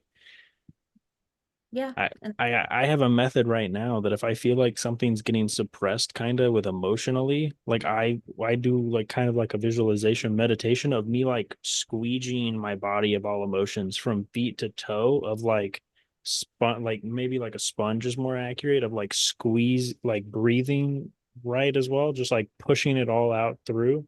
And most of the time I get either like a yawn or like some types of tears start to come through. Like I don't want to feel bogged down by anything. I want to be feel as free as I can. amazing. That's it. I mean, that's the work. That's where it's like, okay, get your nervous system to the point that you can sit with yourself. But that's how you get your nervous system there. You have to release that because it is stored in your nervous system, all that shit you've been through. And the thing, it doesn't have to be some insanely traumatic experience like I had. Your experience, like the things that happened to you, it doesn't, you know what I mean? Like, you don't have that comparison. So it Mhm. could be that somebody's just said something really fucking mean to you and it hurt just as bad as my like traumatic, you know what I mean? Like whatever experience doesn't matter. That doesn't really Mhm. matter, right? It's just that you're able to sit with it and experience it and release it from the nervous system. And there are many ways. It doesn't always have to have a story along with it. So I Mhm. like how you were saying, where it's like sometimes it's just like yawning will start happening. There are many ways that you can release things that are stored in the nervous system, that on the other side of it, yeah, like you're so much lighter. You're Mhm. so much freer. And that's actually what I really like about TM. That's essentially what they would teach is happening in that process Mhm. during your practice, is you are simply just releasing tension and stress from your nervous system, you know. It doesn't even matter how it feels in the meditation itself. Mhm. It's the effect afterwards that you're getting of that release from the nervous system. And So that's so important. yeah, so important. There's meditation, there's crying, there's, inquiry to yourself and actually pulling on that thread, that story, and like Mhm. where is this coming from, and feeling into that, feeling the emotions, and especially then you can follow that thread often to early childhood. Oh, I did that. That was a big part of my healing. Like whenever anything would come up, I would have that inflection point where I'd be like, where is that coming from? And then I would have to like, I would think about it and start trying to pull back as farther and farther that it went. And usually it would take a couple days and it would hit me like later, or I had to meditate on it to where it would click. Like that's where that came from. This first point that had happened in my childhood, and it made me feel a certain way, or like, and it just got it like compartmentalized and having to like either validate my feelings or like just try to release it at that point of source that it happened to me. Like I've never heard anybody else talk about that because like I thought it was just me being like extra into this shit where I'm like, okay, I'm gonna follow that point as far back as I can. And I've tried to talk to people about that before, and they're all like, "You did what? Huh?" I this is this beautiful, because I want people to understand that you have an innate internal teacher, Mhm. and you can intuitively figure these things out for yourself. It will happen. This, Mm-hmm. if you really put your mind to enlightenment, you tell the universe essentially, like you make that declaration, it takes care of itself. So it will play out whether you like it or not, no matter what you decide to do. When you really fully put that intention there, it will happen. And Mm-hmm. you have an internal guidance system that will, I mean, I can't tell you how many things I'd come across that later on, like coming across it later on and having it presented like it was an ancient teaching or like some other non-duality teacher's, way of explaining something. And I was like, oh my God, I figured that out. Like that's what I've been doing. Mm-hmm. Naturally. Mm-hmm. No, you have your own teacher and it's right here. So, Mm-hmm. no, that is, that's what I would label as self-inquiry, pulling on that thread. And it's absolutely a part of this process. And just look how it unfolded naturally for you.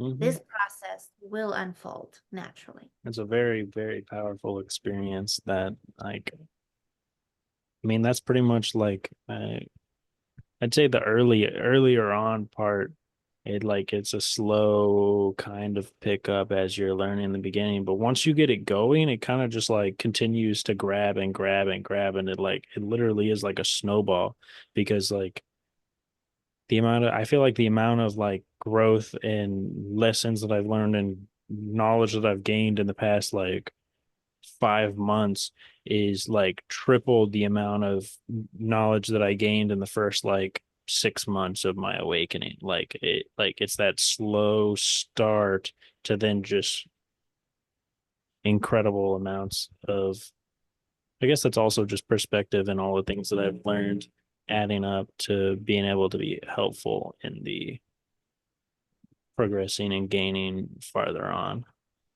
I mean, it's all a beautiful play of synchronicities. You know what I mean? It's a intricate, woven fabric, Mm-hmm. that is existence. It is very intricate and like interwoven. Mm. So the other question was if you were able to like tell your younger self something, like what would it be? That's right. That is right.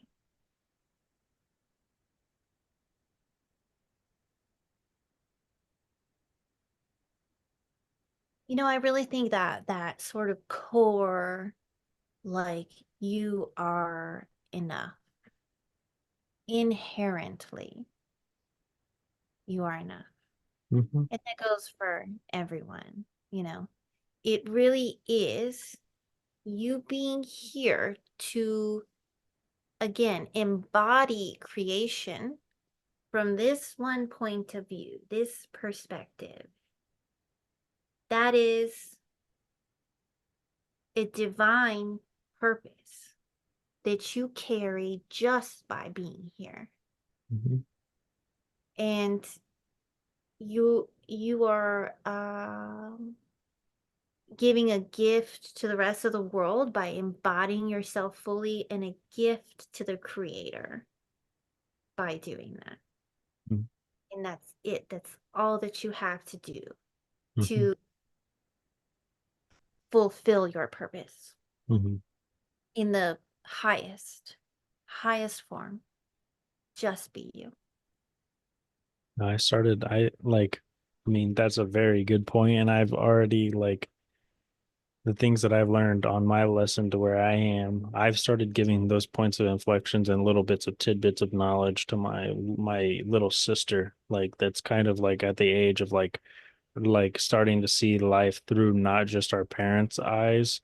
And she's like at that leeway point where she's like trying to figure things out. And I just drop these little bits of like wisdom on her that like kind of flip her like perspective. And she's like, what? Like I told her, I definitely told that was one of the first things I told her is that the main purpose here is to just do what you feel called to be you, like learn to express yourself, like find what makes you tick at the beginning of every, like at the bottom Like that's the most important thing.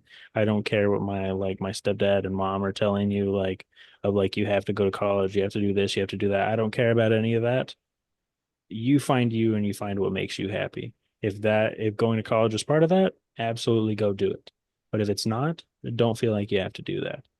And the second to that was that telling her that you are not your thoughts or emotions, you're the consciousness that observes that. She's 13 and she looked at me like, "What?"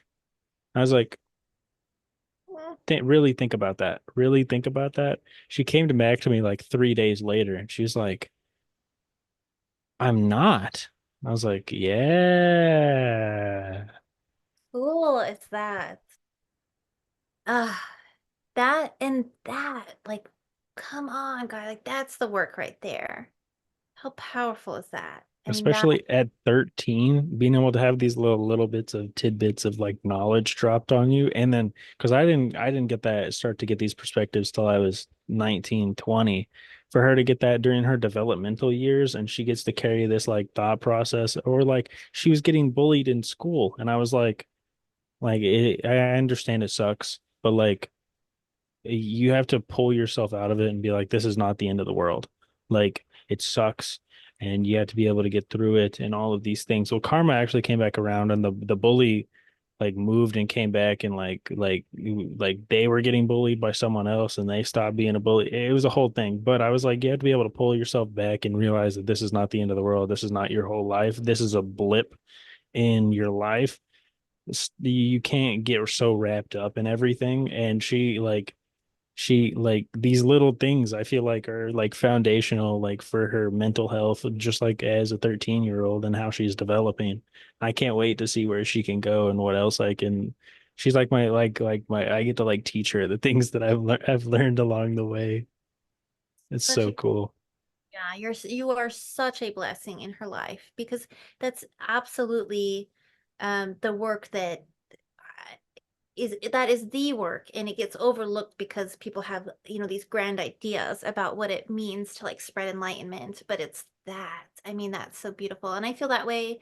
I have those moments with my daughters all the time, and it's like, wow, like this generation, like I can't even. I mean, one, it's just so easy to talk to them about this stuff because there's just sort of like inherent understanding, and it's sort of hanging around in their media and things. Like, I don't know if you notice, but I notice, I mean, like in kids movies and stuff like that, and just like the mainstream storylines are so much more conducive for like awakening than they used to be. You know what I Mhm. mean? So it's already something in the air, and it's just everywhere. This is how Yeah, yeah, yeah, the yeah, yeah. mass awakening happening. So yeah, to like see it in young people and like that they have this opportunity, right? I mean, who knows how it'll play out? Like my daughters are in a home where it's like they don't have any kind of religious conditioning on them. You know what I mean? So their mom is like preaching this stuff. Although I don't preach to them, but You just give them little nudges of or like ideas.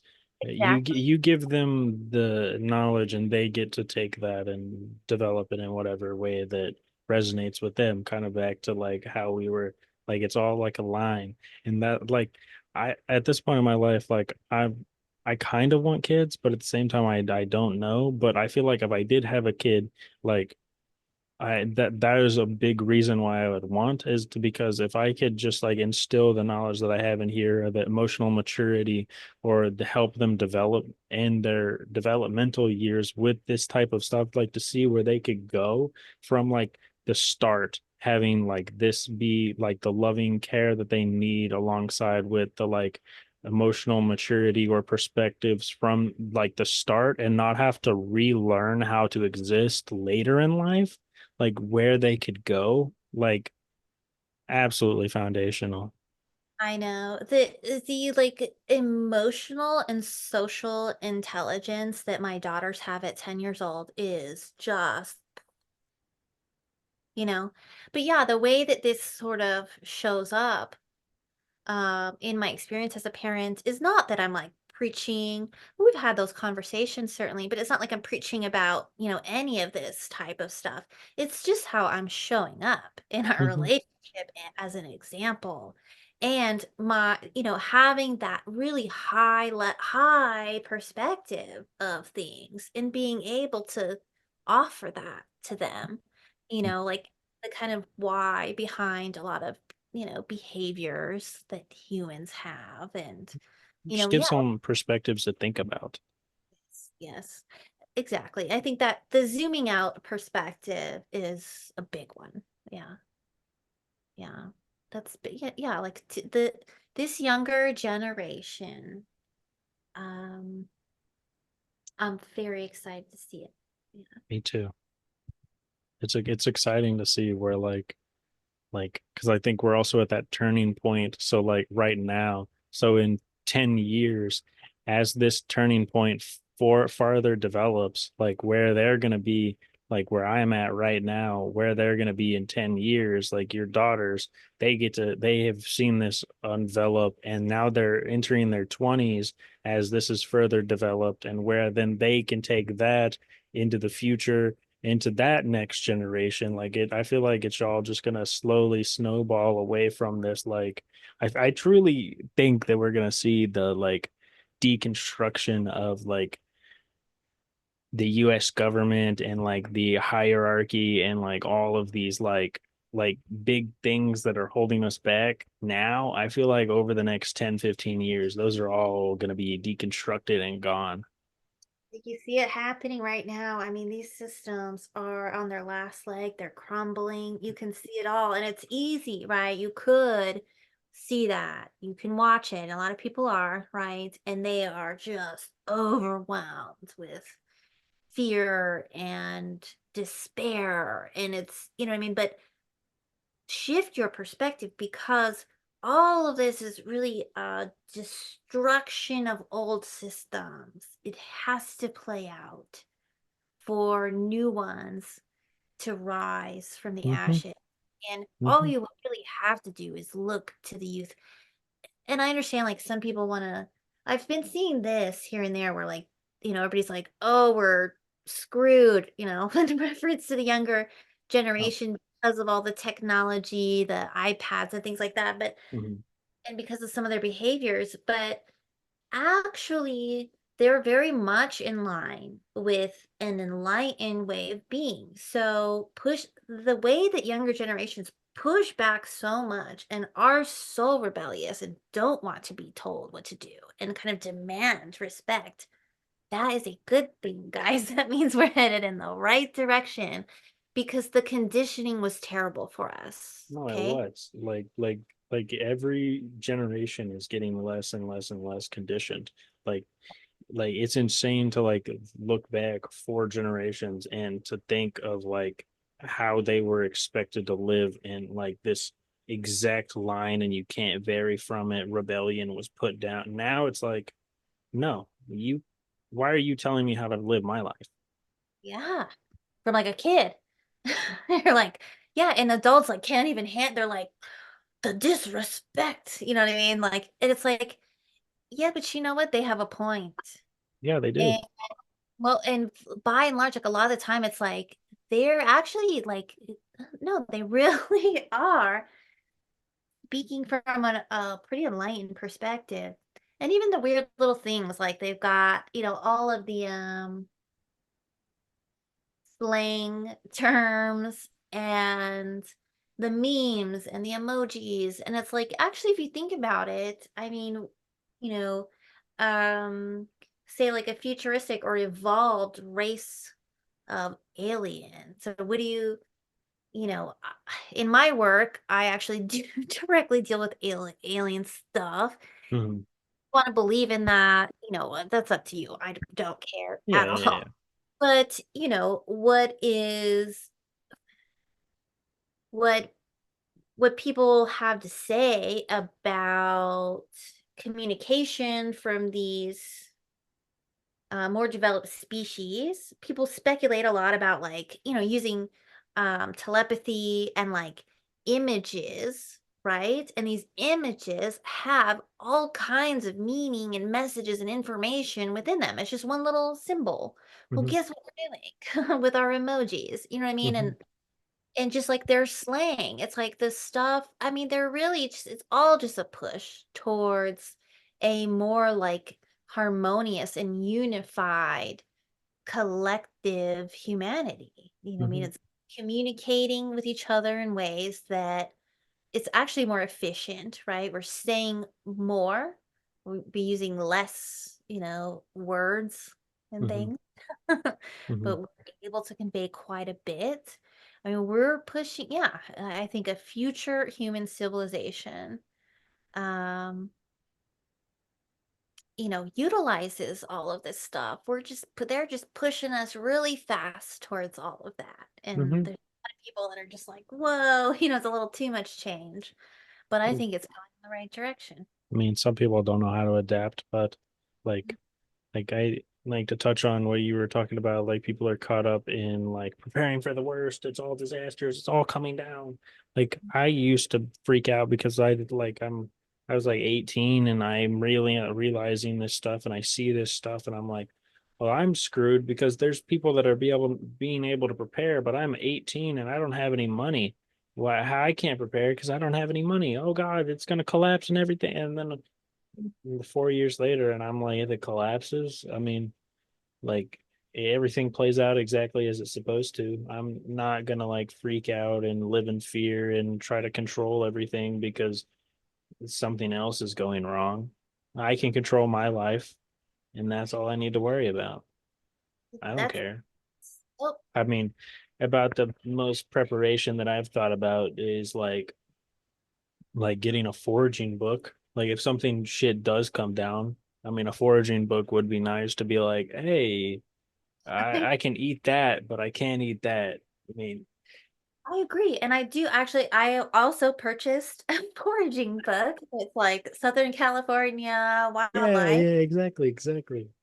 And I talked to my partner. I was like, I would like to have some like stored food and then some sort of system to grow plants. And I think that's practical No, it and is.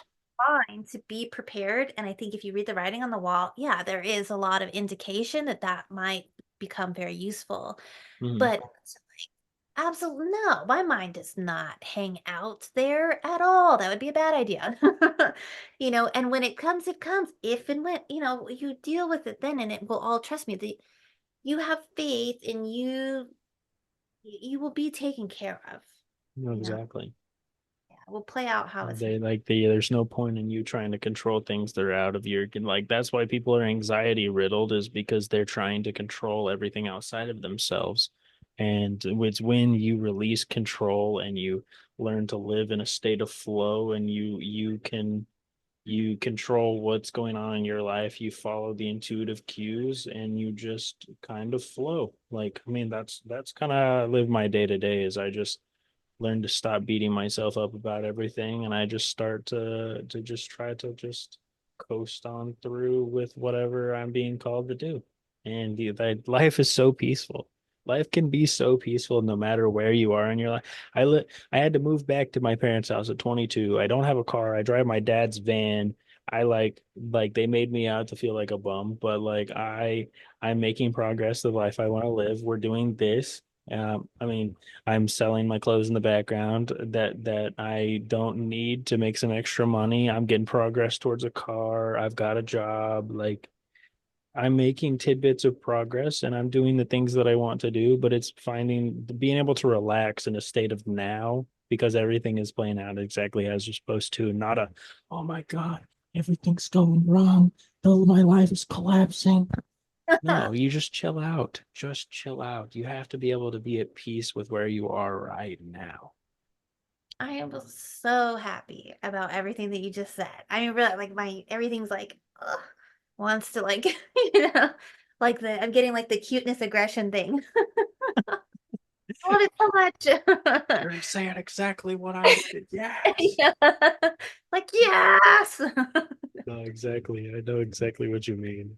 Yes, but because it's not about like people miss it so much. It's not about The things that are playing out externally, it's not about them becoming perfect. Mm-mm. That is not it at all. It's about how you feel no matter what's happening out here.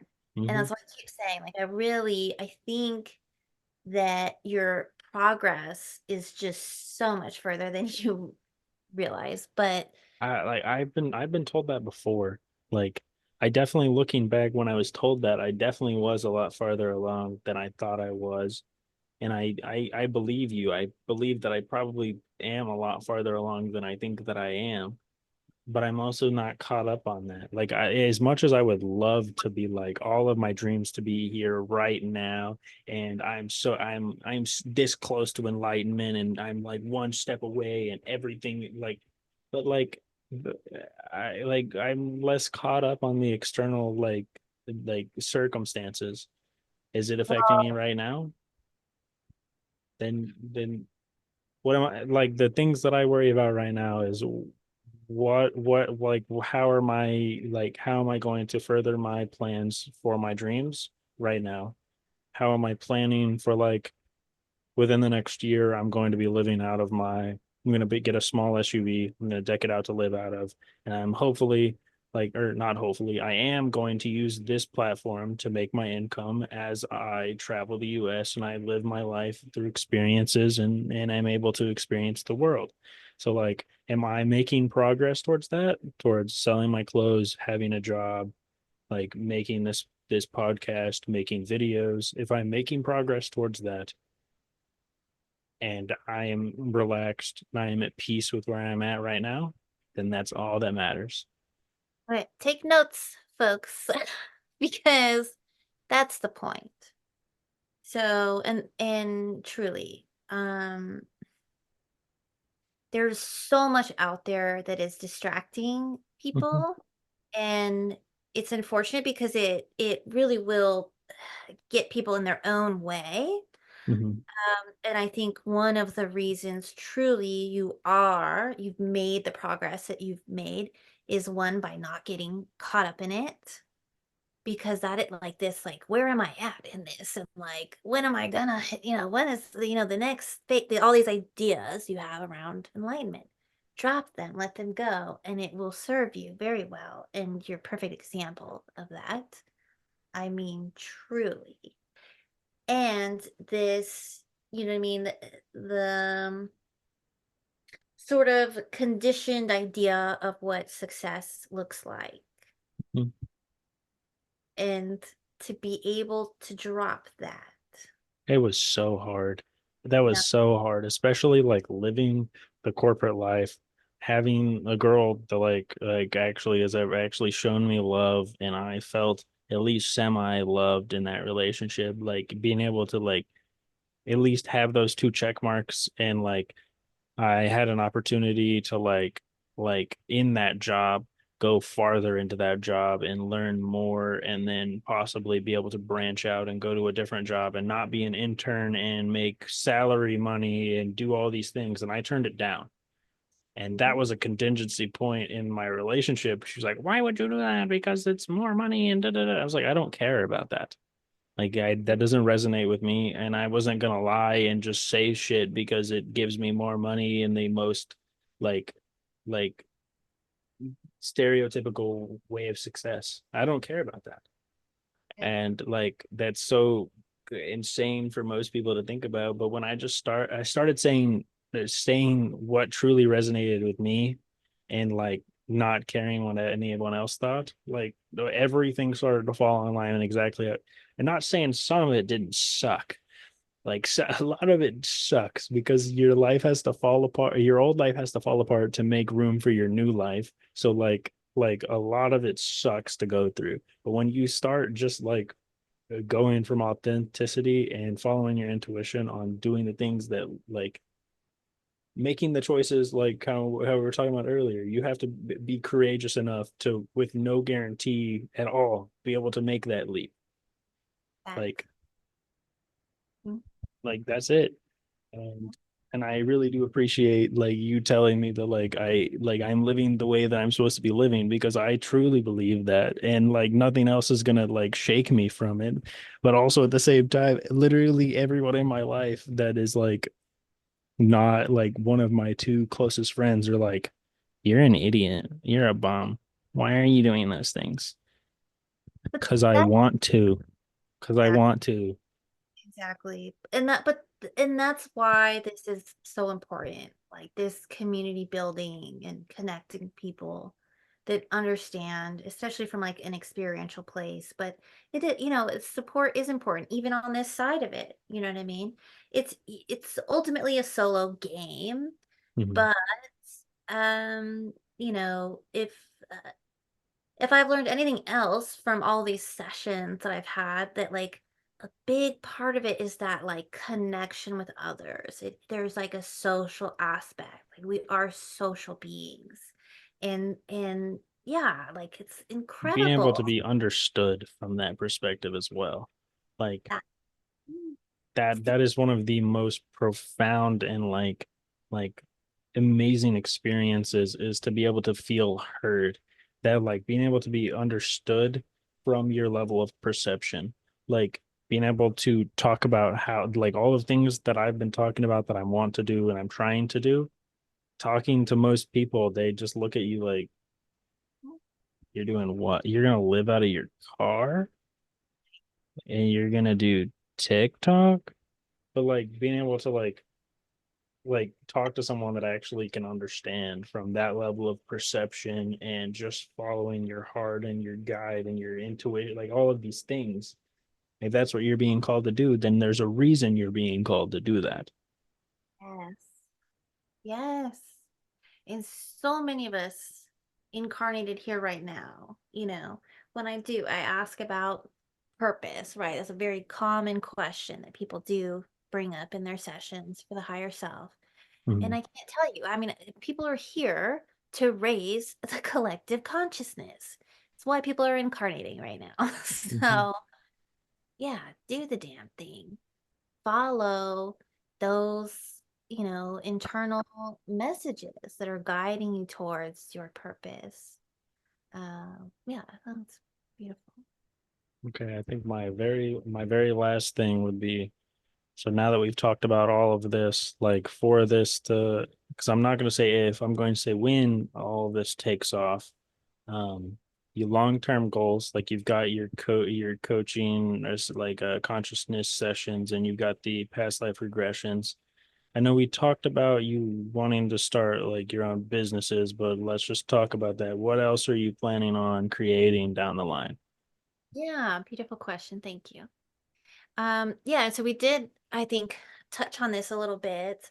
I actually my big vision, and it is big, Hmm. uh, for all of this is I want to create a game, a virtual game Hmm.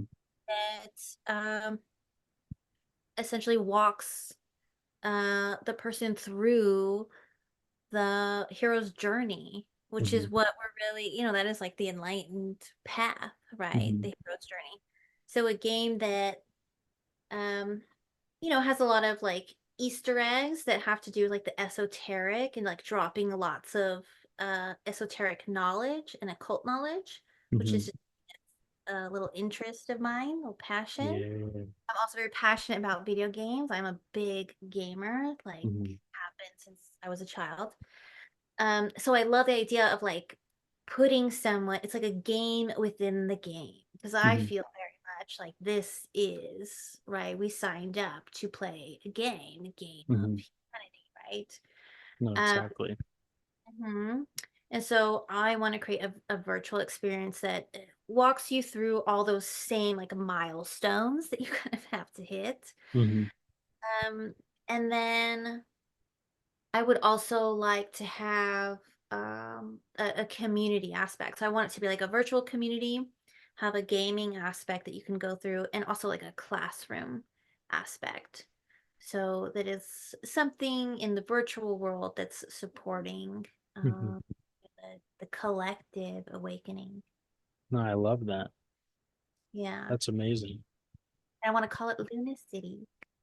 I love that. That is, yeah, that's my business. So we're starting with services, right? Mhm. I Yes. do eventually there are some holistic products that I'm very like passionate about that are like under development right now. Mhm. Some stuff with essential oils. Um, and then once that, you know, that's um once that's what's the word I'm looking for? Solidified, really. Mhm. Once the services and that business is developed and solidified, then I would like to start focusing on like the community aspects, the VR, like start building, Mhm. build. Yeah, that's the big dream. I love it. I love to hear it. I've got ideas for mine after the like mine is right now like the vision is like spread my wisdom that I've gained along my journey, create the community and the platform within the community with this podcast. I've got the ideas for like I like the organic. I want to create 100% organic cotton line of clothing that I am excited for. That I have ideas for from within the community. I want to be able to like for if they're artists within the community, be able to like give them a commission to be able to use their artwork on the like because like I there's like a lot of the enlightenment clothes or like art style I absolutely love and being able to like mix that with like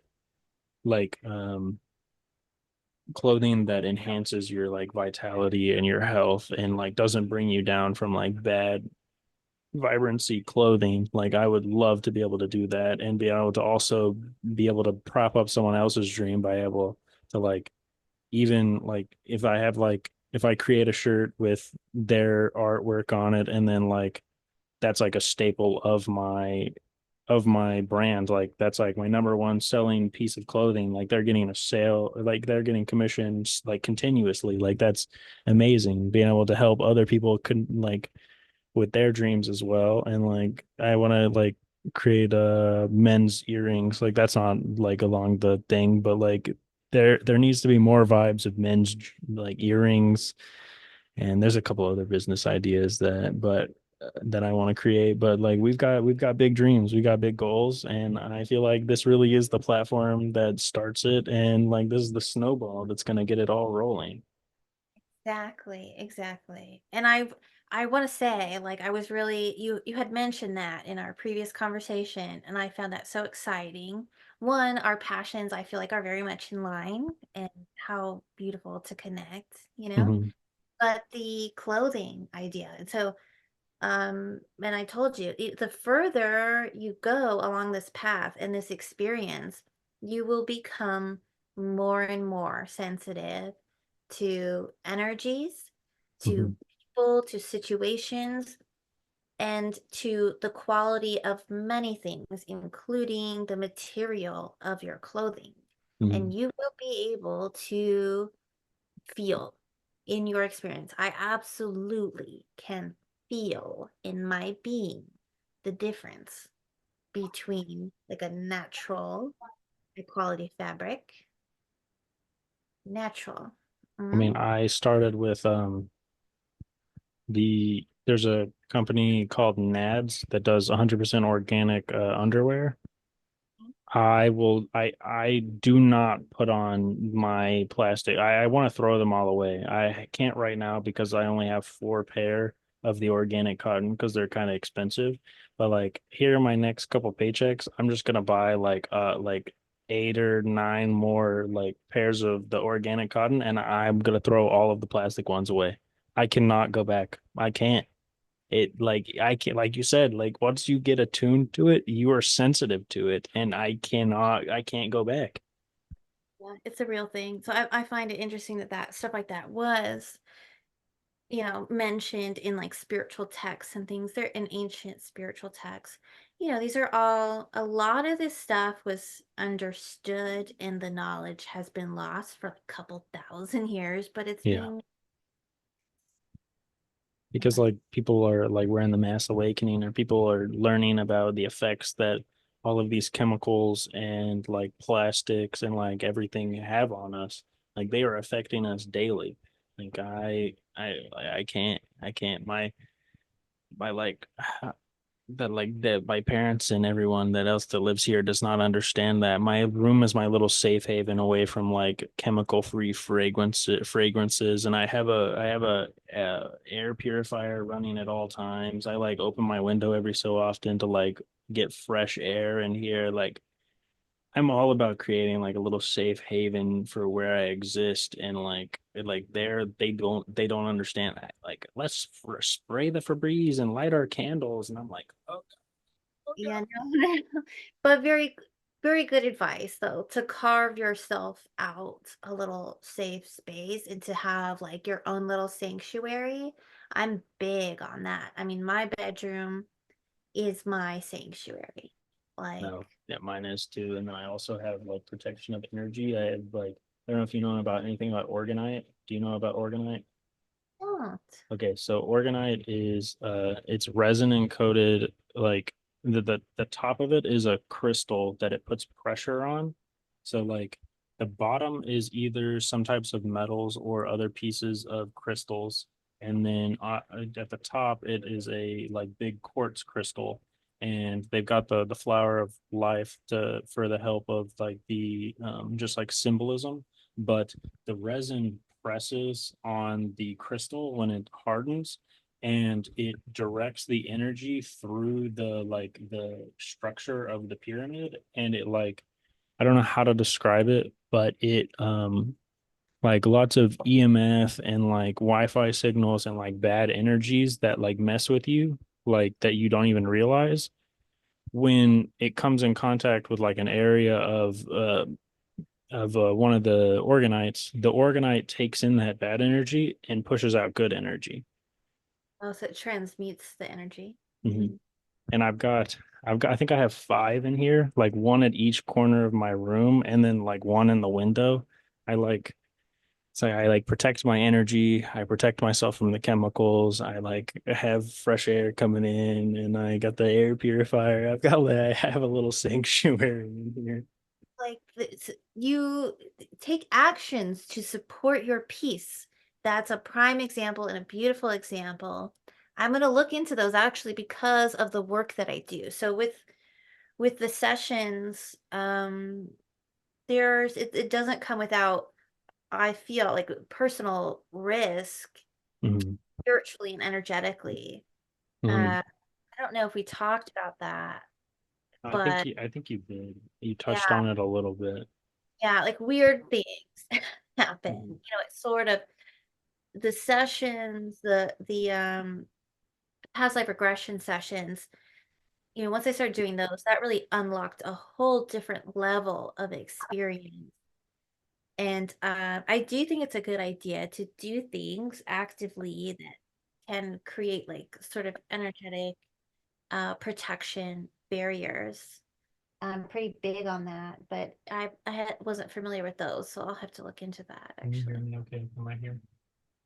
It sounds a little different. Okay, yeah. It's just like far away. So I was gonna just like talk about it, but here I'll when you hold your hand over the tip, like when I like go into meditative, like when I hold my hand over where the tip is, hand starts to feel subtly like warm. Like I can feel like literally a difference in the energy.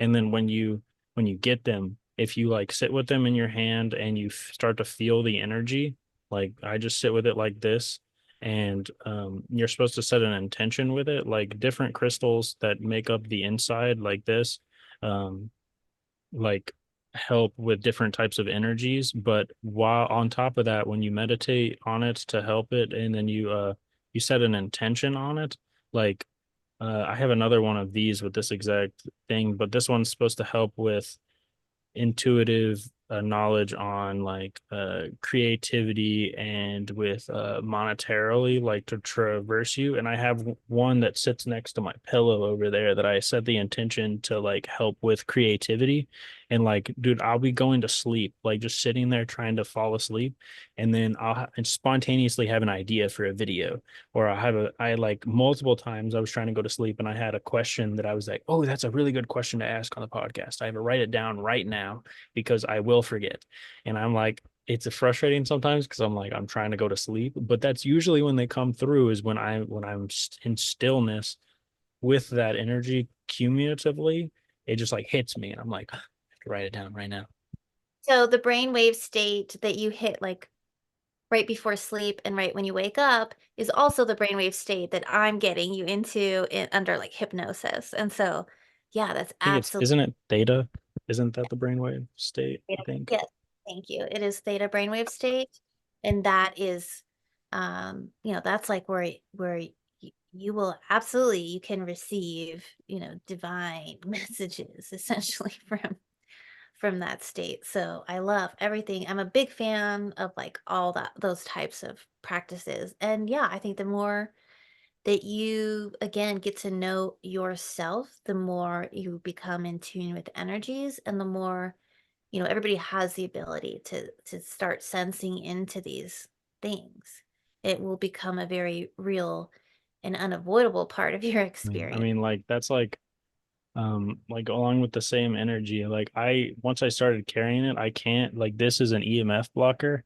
I've got my EMF blocker at all times. I walk around with this all the time.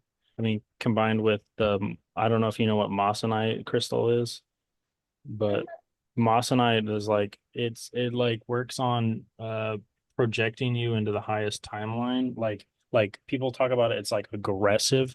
Like they don't like it because the energy can be a bit like too much for them because like it's like works on shifting you as far as possible into the highest timeline without warning a lot of the times like lots of shifts will happen aggressively. And then I've got my like moon I've got a vial of moon water that I carry around with me at all times, like literally I like carry all three of those at all times. It's like I love them. I'm a big fan. No, I absolutely love that. What you were that crystal, it's interesting because I am like a crystal girly. I don't memorize all that stuff very well. But it Okay, reminds then me of that's old. that's a synchronicity. If you didn't know about it and now you do, literally that's a thing with Mossonite is it comes and goes out of your life at points where you're supposed to have it and when you're not supposed to have it. Because I used to wear this thing all the time. And when I moved to Dallas with my girlfriend, I lost it. Couldn't find it. I knew I packed it, but could not find it. It was not until I moved back into this room and I was unpacking my stuff that I spontaneously found it and started wearing it again. It will find you and remove itself from your life at will. Like, I don't know how to describe it, but it will do that. That is part of it. And it's a synchronicity every single time. Amazing, amazing. I love that. Well, it does remind me of Moldavite. Oh, that's what it is. Moldavite. That's what it is. Okay, then Okay, I okay. That yeah, wasn't Mossonite, Moldavite. That's the name of it. okay. No, I am familiar with those properties, and that's how I would describe. Yes, yes, beautiful description for Moldavite. That's funny because there's been a pattern, I would say, around Moldavite, and my energy has been described that way. Mm. And my presence in people's lives is a I mean, that's a good thing to have, though. I guess you can like you can like have people repulsed by your energy, but I guess like at the same time, like that's a good thing because they're just gonna be pulling you down. So like oh, you I gotta will shit off in your life. Is the thing, you know what I mean? It's like you might not like it, and you might, yeah. but once if you came into contact with this, things might get a little rearranging. So, Yeah. It's just how it is sometimes. but it was meant to be. It's just putting you more in line with where you're supposed to be. No, exactly. That's funny. Yeah. Yeah, and I feel like end up connecting with people that like that energy. Hmm. I think it's no coincidence, right? No. That yeah. met each other, ran into each other, but No, we had our first meeting on the day of the full moon and the summer solstice. Like that's a synchronicity. Like there's no way that that happened. And then how it also happened was that our first episode for the podcast is after the, like, I don't remember what it exact was, but the sun just shifted into a new sign, and this one is going to be, I think it's in Aquarius again now, and it's in Aquarius until November. And this truly feels like the start of something new. I feel like what we're going to go through from now until November is going to be like what shapes the like next, I think it's the said was like next 20 years of our life. So like yeah, that. it's the age of Aquarius. Aquarius energy is very much in line with everything Mhm. you're talking about. Yeah, yeah. This was a synchronicity. There's no way it's not. I'm with Along with the cards too, from the beginning of the fucking podcast, like that, that was a secret. All of this has been synchronicities. that, and that's how things start to play out. And here you fuck around and put two enlightened people together in a room and watch the synchronicities Yeah, just they just line up. They just line up. yeah. So, I'm not surprised. I'm not surprised at I'm all. not either. I'm not surprised that I had like what, like 5 points that we were supposed to hit, and like we hit all of them. But we've been talking for like 3 hours now, like two and a half, and like it hasn't felt like that at all. No, and it flew. I had a feeling, I was like, meh, the planning, it'll be fine because we have a good I was conversation. I was a little stressed out, but I knew it was gonna work out fine. Yeah. And look, it's all it becomes like life becomes one giant just synchronicity, folding, unfolding. No, it definitely does. I do. I have a streak to uphold though with my, this is going to be day 27 of running 2 miles every day. So I have to uphold that, and I haven't done it yet. And the sun is about to set. So I think we will have to call it here. It has been a fantastic talk, and I really appreciate you coming on here. I have like high hopes. Like I feel like I had high expectations, but I feel like we exceeded those expectations with the conversations we had. Like that was absolutely incredible.